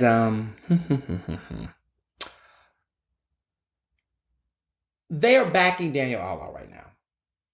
A lot of them are. Not all of them, because I'm friends with people who are in these Greek organizations and they think this is bullshit. One of my best friends is a Delta. Like, one of my best friends is a Delta. And she doesn't understand, like, why people are, like, going up in arms with the fact that folks are asking for Outlaw to resign. Like, this is not like a crazy thing. And I just wish people would just stop calling her and bugging her. It's like a lot of people like to go through my friends to, like, get to me. And it's like, just fucking email me or just shut the fuck up. You can do that too. Like, you don't have to always tell me how you feel. You can just keep it to yourself. I mean, there's a lot of things I feel about a lot of people. And honestly, if it's not a legislator or a person that holds like power and influence, I really don't engage them. And I mean, some people, I guess they could look at me like that, I suppose, and think so. But like, are you here to complain or are you here to explain? That's what I tell people. That's a good one. I'm going to start saying that. Are you here to complain or are you here to explain? Because to me, I need an explanation because the stuff I'm hearing in the press doesn't make any sense. So what has been happening, just for everybody to understand, because I want to make sure I make this very clear and I want to make it plain. Following the backlash, following my public call for Outlaw and Kenney to resign, and calling other community activists and people who've been calling for Danielle Outlaw to resign, including other publications like the Philadelphia Inquirer, in addition to myself writing for Philadelphia Magazine, they have decided to band together and defend Danielle Outlaw because they say she is a Black woman and they believe that she is getting the brunt of all of this and that she's basically being thrown under the bus. So they're trying to come out and support their soror because Danielle Outlaw is an AKA, a member of Alpha Kappa Alpha Sorority Incorporated. And then she's also a member of the Lynx Incorporated. So the Lynx is it's not a sorority, but it's another like group where specifically Black women network amongst each other and do things together and support each other. That's what it's billed as, right? So these individuals specifically have come out, a lot of them from these organizations on the local level have come out in support of Danielle Outlaw and said that she should not be, that she just started her job, she just did this, she just did that. But I have to remind people, and this is the issue that I have here, is that we get so caught up in skipping over details to the point where we just want to push an opinion. Danielle Outlaw been tear gassing people. She tear gassed people in Portland, Oregon, when she was then the police commissioner. And then she continued to do it here in Philadelphia. And that was her choice because, as the report said, and I've said this before, is that Kenny actually said he was not a fan of it. But because she was the police commissioner, he kind of gave her authority to make her own decisions. He could have strongly advised her not to do it. And I think being given that he is her boss, she would have to actually technically back off. Problem is that he wasn't trying to tell her what to do. Maybe because of identity reasons, maybe because he doesn't care about tear gassing clearly. But he really did not, tell her what to do. And mind you, this is at a time where, this was like her first major big, issue. There's been gun violence, there's been those crimes, but this was like her first, big major, case and situation. And she fucked up, y'all. She really fucked up. She didn't tear gas not once, not twice, but 3 times. Okay, I-676, Kensington, and 52nd Street in Philadelphia, in West Philly. Not only that, but she only wanted to tear gas, in areas where there was a population of Black people that was notably there. She didn't actually tear gas those white people in Fishtown who was reportedly with bats and with golf clubs and really just out there being violent and crazy as fuck. None of them got tear gassed. And then on top of that, she didn't tear gas those protesters who were defending the Christopher Columbus statue, which now the city is finally ready to make Columbus Day Indigenous Peoples Day, which is pissing off some folks in city council, not Black people, I don't think, but there are people that are pissed off. And I'm just kind of from this place where I'm at, where I'm just like, well, damn, the mayor keeps trying to put these little distractions out there to try to keep the peace, but he's a little too late.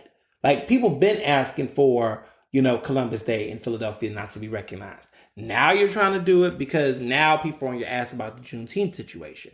So it's he's got to rob Peter to pay Paul to make these things make sense. And who suffers? It's the American people. Well, the Philadelphians, right? Taxpayers, but those are Americans. And so they also are going through it. He makes it difficult to like him. And in many ways, Danielle Outlaw has made it difficult to like her because when she first got this position, she was being criticized about not being visible enough. People were saying, hey, girl, why are you not out here in these communities? Why are you not engaging with these people? You got to, in Philadelphia, get in the community and build the respect. I am respected in Philadelphia. There are people who don't like me in Philadelphia. That's fine. But there are people who cannot dismiss my intelligence, my preparation, my passion, my drive. You can't call me dumb. You can't call me a liar. And you can't call me a thief. My mother always taught me that the 3 things you never want someone to say about you is call you stupid, say you're a liar, and say you're a thief. Because if you will steal, the rest, you will kill. And that to me is the values that I've always had. And there's a lot of people, not even a lot of people, there's some people in their snobby little circles who have really talked shit about me because I've spoken out against a lot of these problems that has happened. So I took it upon myself this week when I was hearing this growing support. And I made some observations about what I was seeing that day. And continue to see, actually, because the problems still persist. And it's a lot. It's a lot. So one of the things that I talked about, and I think that this is something that I really, just was on Facebook. I got up in the morning and I was like, you know what, y'all? I'm not okay with this. Like, I'm not okay with how this story is being told and what these people are doing to these people. This was on a day where 7 people in Philadelphia had got shot and killed. We have a ridiculous homicide rate right now. There's like hundreds of people are dying in Philadelphia. And it's just ridiculous. We're like over 60 and we've just been the first month and some change in Philly. And we're about to, like, the rate we're going, we're gonna most likely surpass that. So here's what I said on Facebook, and this is the post that really popped everything off. So my post goes, the Black elite in Philly have finally hit their crisis. Let me break this down. I'm convinced that the current divides within the Black community regarding whether Police Commissioner Daniel Outlaw should resign is based on socioeconomic class divides. Full disclosure, this is not to say that some haven't flown in other directions. Looks at myself. But it's become very clear where the lines are being drawn. So far, the most outspoken people publicly defending Outlaw are Black elites, individuals who have benefited from a caste system of power and influence within Philadelphia. Many of them are members of Black Greek-letter organizations, AKAs, Alphas, Kappas, Deltas, Iotas, Zetas, and other groups, and are members of other elite institutions, such as Jack and Jill, the Links Incorporated, Freemasons, etc. Outlaw is an AKA and member of the Links Incorporated. To them, they are defending their own, backing the pink and green like the cops back the blue over Black people. Yeah, facts. They don't care about kids being tear gassed by the police because those are not their kids. Many of them live in the Northwest, Main Line, Montgomery County, Bucks County, East Oak Lane, West Oak Lane, Chestnut Hill, Delaware County, Cherry Hill, and other parts of Jersey that's not in Philadelphia. They've been left Black urban neighborhoods to get away from the rest of us and put their kids in Masterman Central public school, private schools, and other places that keep them safe from the rest of us Black people who they consider a part of the problem. This is going to hurt, but it's true. They don't give a fuck about us until it's required for their jobs, pensions, social elevation, and upward mobility. They have been occupying leadership positions for decades, acting like they represent the community, but have yet to invest in it for anything more than buying up real estate and becoming landlords or gross capitalists. They are seriously obsessed with being the talented 10th Black folks they read about. They love being the quote-unquote the only one in the room, as long as it keeps the spotlight on them. Look very carefully at how these Black gatekeepers move. They're only concerned about keeping the caste system to which they benefit from in power, which means supporting white political power structures that continue to suppress the rest of us. Notice how they continue to back Outlaw, but won't publicly call for Mayor Kinney to step down. Best believe they feel that way, but they are still blinded by the white gaze of acceptance. These politicians are not business folks or politicians. These people are not business folks or politicians. They're members of the Black church, nonprofit scene, legal community, and much more.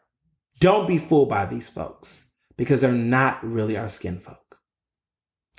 Eat the rich, shut it down.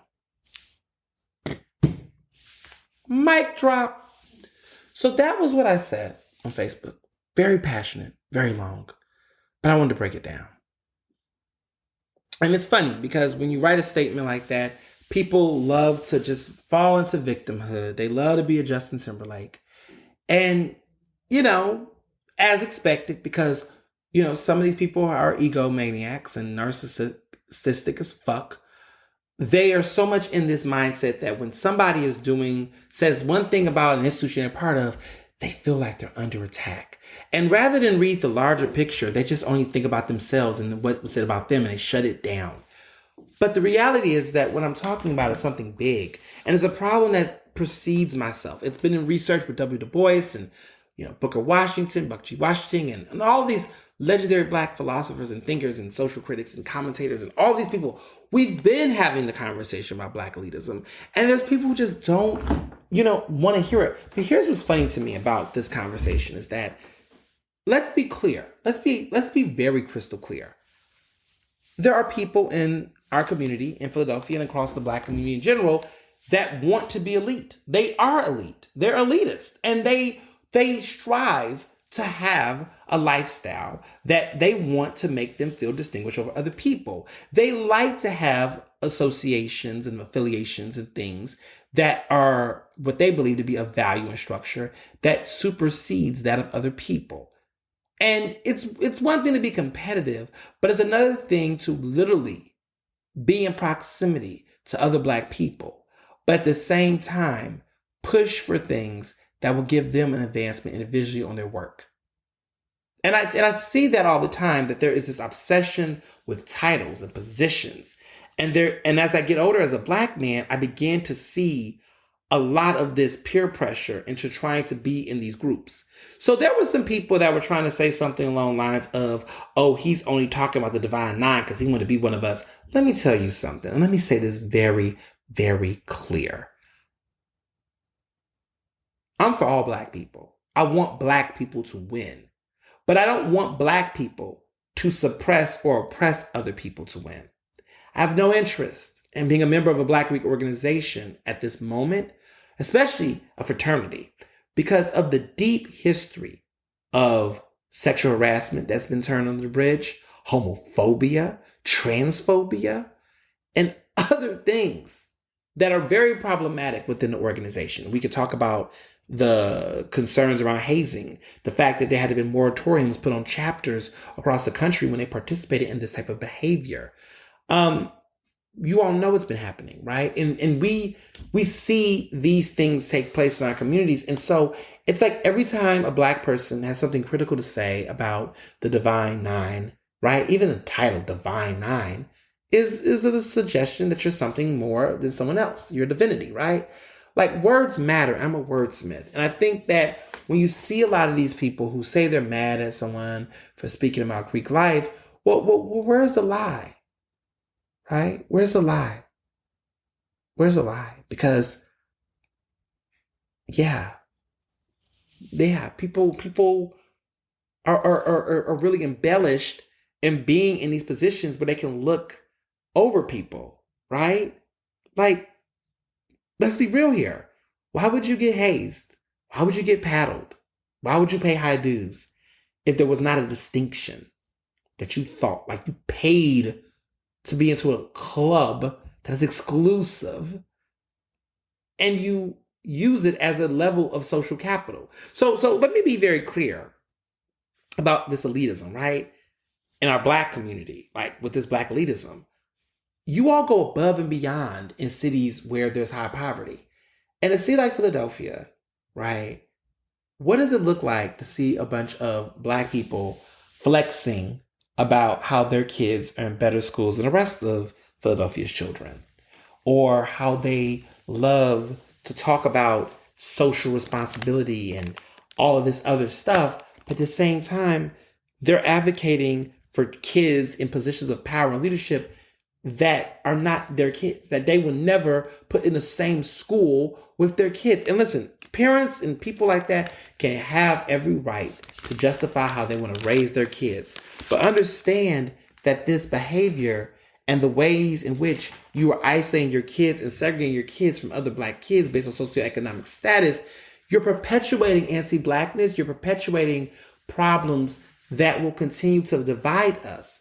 So, it's funny that me calling the Divine Nine elitist is considered divisive, but no one's actually being honest about what happens in these groups and how these groups have historically made other people feel and how they don't show up in the community in the same types of ways they do for their own people. So they decided they wanted to have a press conference to show their support for Daniel Outlaw.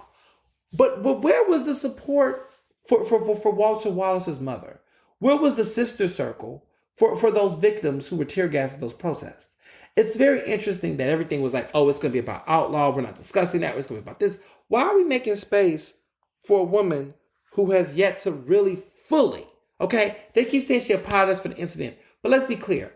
Until she formally apologizes to those black protesters, those black women who protested over there, until she get those apologies out there to the public, until she gets that change happening, no one's going to believe her. I will never trust Danielle Outlaw. I'm never going to play into that game.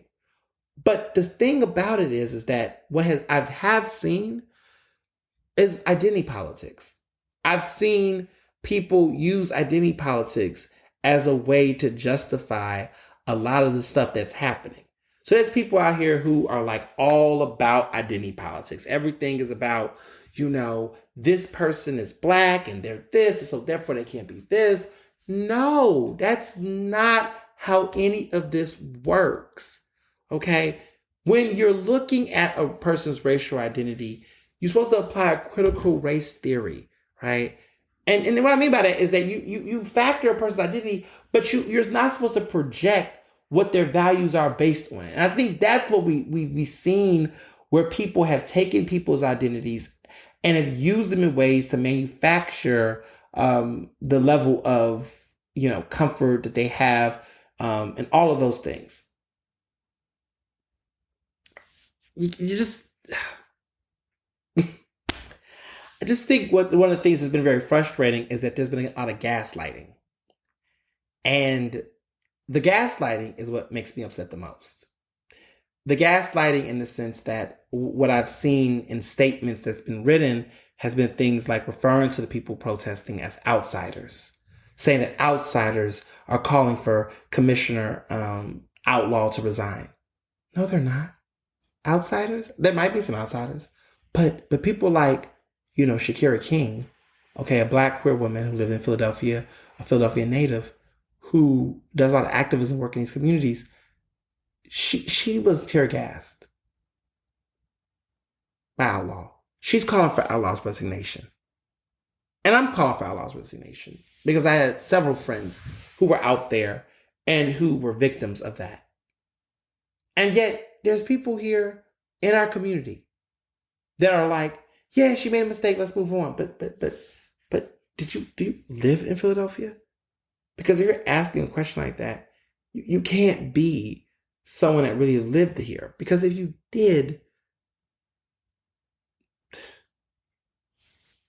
I can't.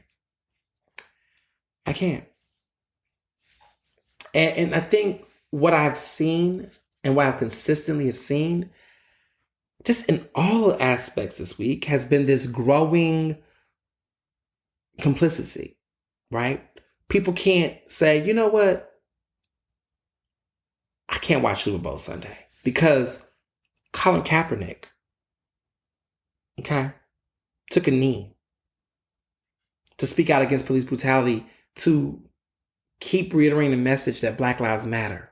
And Colin Kaepernick is still doing that work. He did not stop, y'all. He kept doing the work. And he did it while he was being blackballed.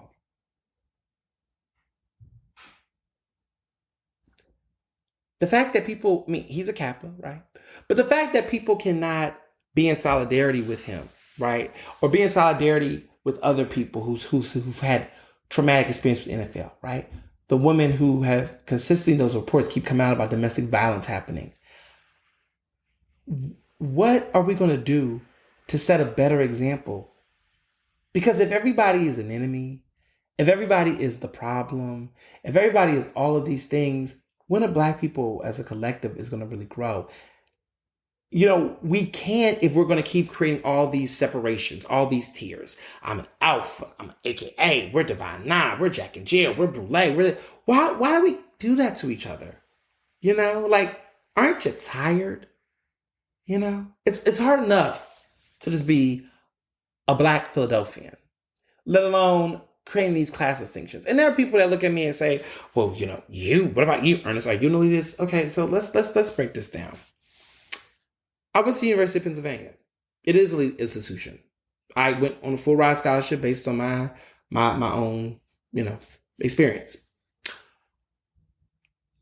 I'm not too proud to complain and hold my alma mater accountable. I have criticized Penn on not paying their fair share in taxes. Okay? I have asked for pilots. I have continued to critique the university on their diversity issues and what other issues, and trying to continue to do that work.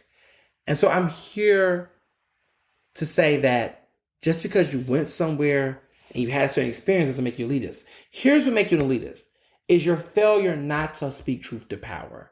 Your failure not to be honest about the realities to which is impacting those institutions you're part of. The blind allegiance to symbolism and to culture. Those are the things that makes it hard for Black people to engage, older folks. Because it's not even just older folks, but it's people with these titles, people with the money, people with this access. Because the truth of the matter is that the elitism that we're experiencing is really focused on status, right? And the thing is that nobody wants to be an elitist until they're called an elite, right? So everybody likes to live that lifestyle where they like to have these nice things. They privately flex and take pictures and talk about how their kid is in this and their people are better than this. And they love to brag and do all of that. Like, that's a real thing. But then when somebody, right, catches them in the act and recognize the bias, then they freeze up. Then they begin to start having these different reflections and opinions about what they really are doing. And they start talking about the checks they've cut. And they start talking about all of the things to try to divorce themselves from being a part of the larger problem. And so in this moment, where there are Black activists and community members asking for Danielle Outlaw to resign, rightfully so, you're seeing these same people that have taken a lot of the resources and the wealth and the things of that nature on a very micro level that was coming into these Black communities. And I'm not saying that they took all of the money, but I don't got to keep putting the fucking all. If it does not fit, it must acquit. And that's the narrative, right? The truth does not fit, it must acquit. Okay? Get out of your feelings and get into the facts. But the truth of the matter is that I spoke to some of those women. I spoke to some of those AKAs and those links who are backing Outlaw. Long conversations. Because I want to understand and understand. I kind of understand already. It's very clear what is going on. But I've challenged them. I said, if Outlaw was a white man, would we be having this conversation?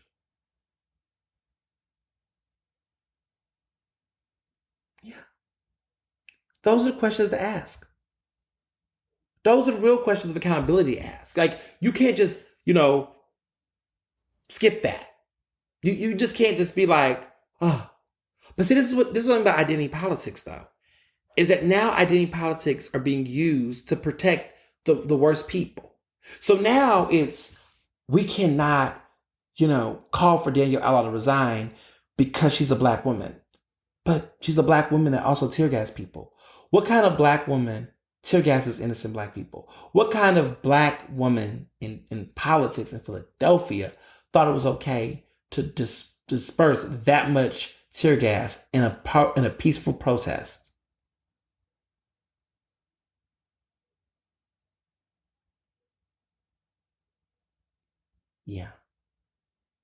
Yeah.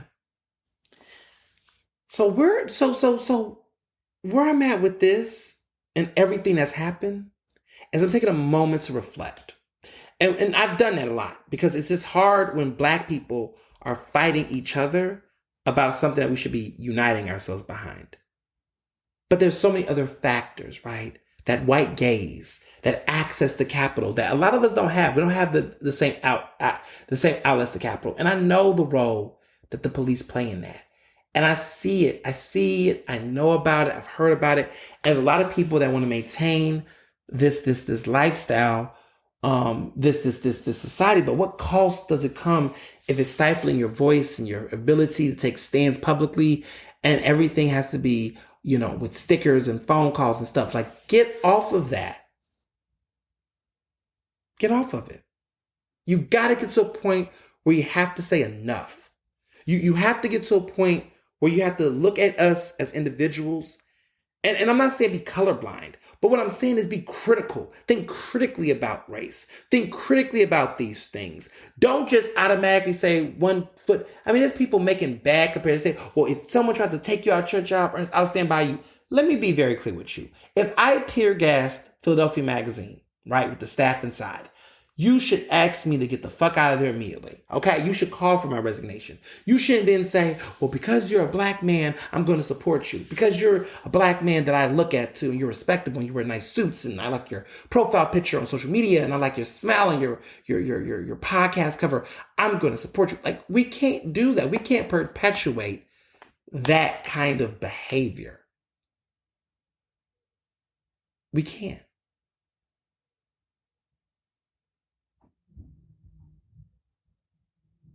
It's hard. And I think where we're at right now is the crossroads.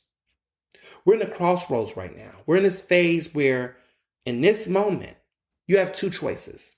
You can either align yourself with the police state and defend someone who has a history of tear gassing, or you can be on the side of the community and other people who were victimized that day and demand more. I think that what is happening is that too many people are projecting their values and their personal views onto a person who is not as remorseful. Danielle is not trying to talk about this. She does not want to meet with people about it. The people she wants to meet with are people she's comfortable with, but she doesn't want to deal with the public. Okay? She doesn't.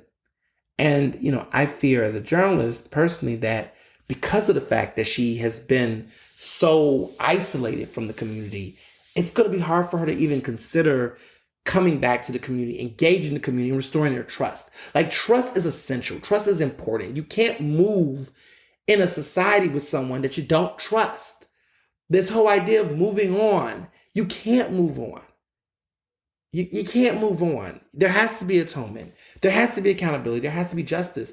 And I just really think that it's sad that we're seeing how far and how low at the same time these Greek-led organizations and these other societies are when it comes to addressing issues in our community. They will give you excuses. They will give you parties. They will give you all this. But what we really want is to see people speak truth to power. That's what I want to see. We want to fight for liberation. We want to fight for the ability to have a pronounced voice. We want to fight for all of the things that everyone deserves to get. And it's hard when it's your own people. Because Audre Lorde said it, right? She said it very well. She said, not all my kinfolk are my kinfolk. And I think about that so much now because I've allowed in my own personal life identity politics to reign supreme sometimes. I'm like, oh, that's a black queer man. We can't just leave him out. And we shouldn't, right? We shouldn't. We should identify these things. But we shouldn't let identity in that way begin to divorce us of seeing accountability. This is not like asking about a check that went missing or some type of, physical disoriented project. This is not that. This is not a matter of opinion, right? Where you can just agree or disagree on this. This is a situation where you need to move more to the left. You have to. Because until then, people won't take it seriously. And I've been learning that. Like, I've been learning that identity politics have begun to fail people because now people just don't even use rhyme or reason or logic anymore to justify their decisions. Everything is, I saw color, I saw this. I mean, I think that's how we got Kamala Harris. I mean, let's be real. If Kamala Harris was not an AKA that went to HBCU, that appealed to a lot of those women in those positions of power, she was not going to win the election. She knew this. She played her cards right. It was strategic. It was very strategic. I can't take her from that. And it's kind of weird because where are the rest of these other people that are coming into these positions of power and influence that aren't doing that, are not, bucking up? It's just a lot of just inconsistencies. And I've gotten to a point where I'm not going to be silent anymore. I'm not going to just lay down and take it. I'm going to call this shit out. And if it makes you uncomfortable, a hit dog will holler, right? A hit dog will holler. People don't like this black elite thing, this black elite this black elite that. I don't want to hear that. But the crazy part is that they only do that when they get called out publicly. But behind the scenes, they run a whole multi-faceted, supply line to sell products, to sell things. Like, there's a lot of capitalism that's rooted into all of this. And it's just,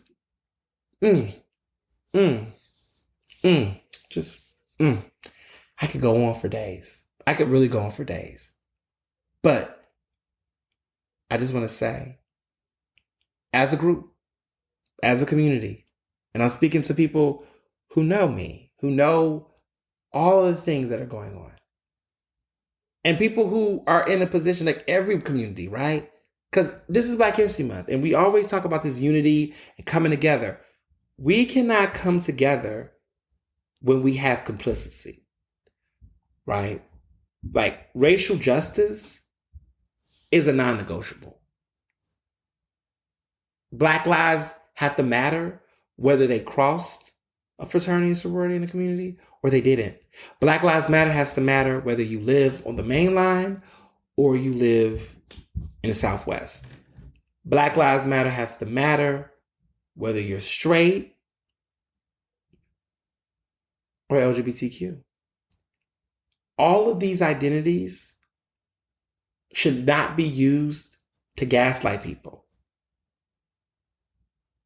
If you're a gay man who's in a position of power and you're wrong, you're wrong.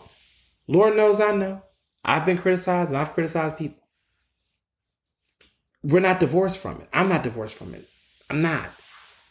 When you navigate those spaces, you can like, quote unquote, nice things, but also recognize that you might be taking up space. There's one of the things that really annoys me is that in Philadelphia, there's a lot of people who make money in Philadelphia, but don't pay taxes in Philadelphia. They work outside of the state and they have all these benefits for their kids, but then privately they're doing the city's budget and none of their kids are like actually experiencing Atlanta and this, experiencing like this type of stuff. Like when I think of Atlanta, black meccas or not meccas, but like epicenters and major sources of success. People are wanting a taste of that. Everybody wants a piece of the pie. And we got to recognize those inequities. We got to. We can't all pretend that we don't know what this elitism is. We know. We like it. We revel in it like black people do too. We revel in the exclusivity to a certain degree, right? And it's different when we're talking about items and possessions. But I'm talking about statuses and positions of powers and seats at the table. And like I said, there are people who don't pay taxes in Philadelphia. Okay, they get money in here and they go off in their own neighborhoods that are quote unquote better than ours, and they put their kids into other schools and they get the benefits of what it means to work in Philadelphia. And that is a problem. So get your shit together. Get out of your feelings and get into the facts. Acknowledge what's wrong here and move forward. Together. Yeah. That's it. That's the post. Ernestly Speaking is recorded in Philadelphia, Pennsylvania, and can be found on Apple Podcasts, Google Podcasts, Spotify, and SoundCloud. To stay up to date with the latest on the show, follow me on Facebook, Twitter, and Instagram at Mr. Ernest Owens. Use the hashtag Ernestly Speaking to tell me what you thought about this episode, and check out my website at ernestowens.com.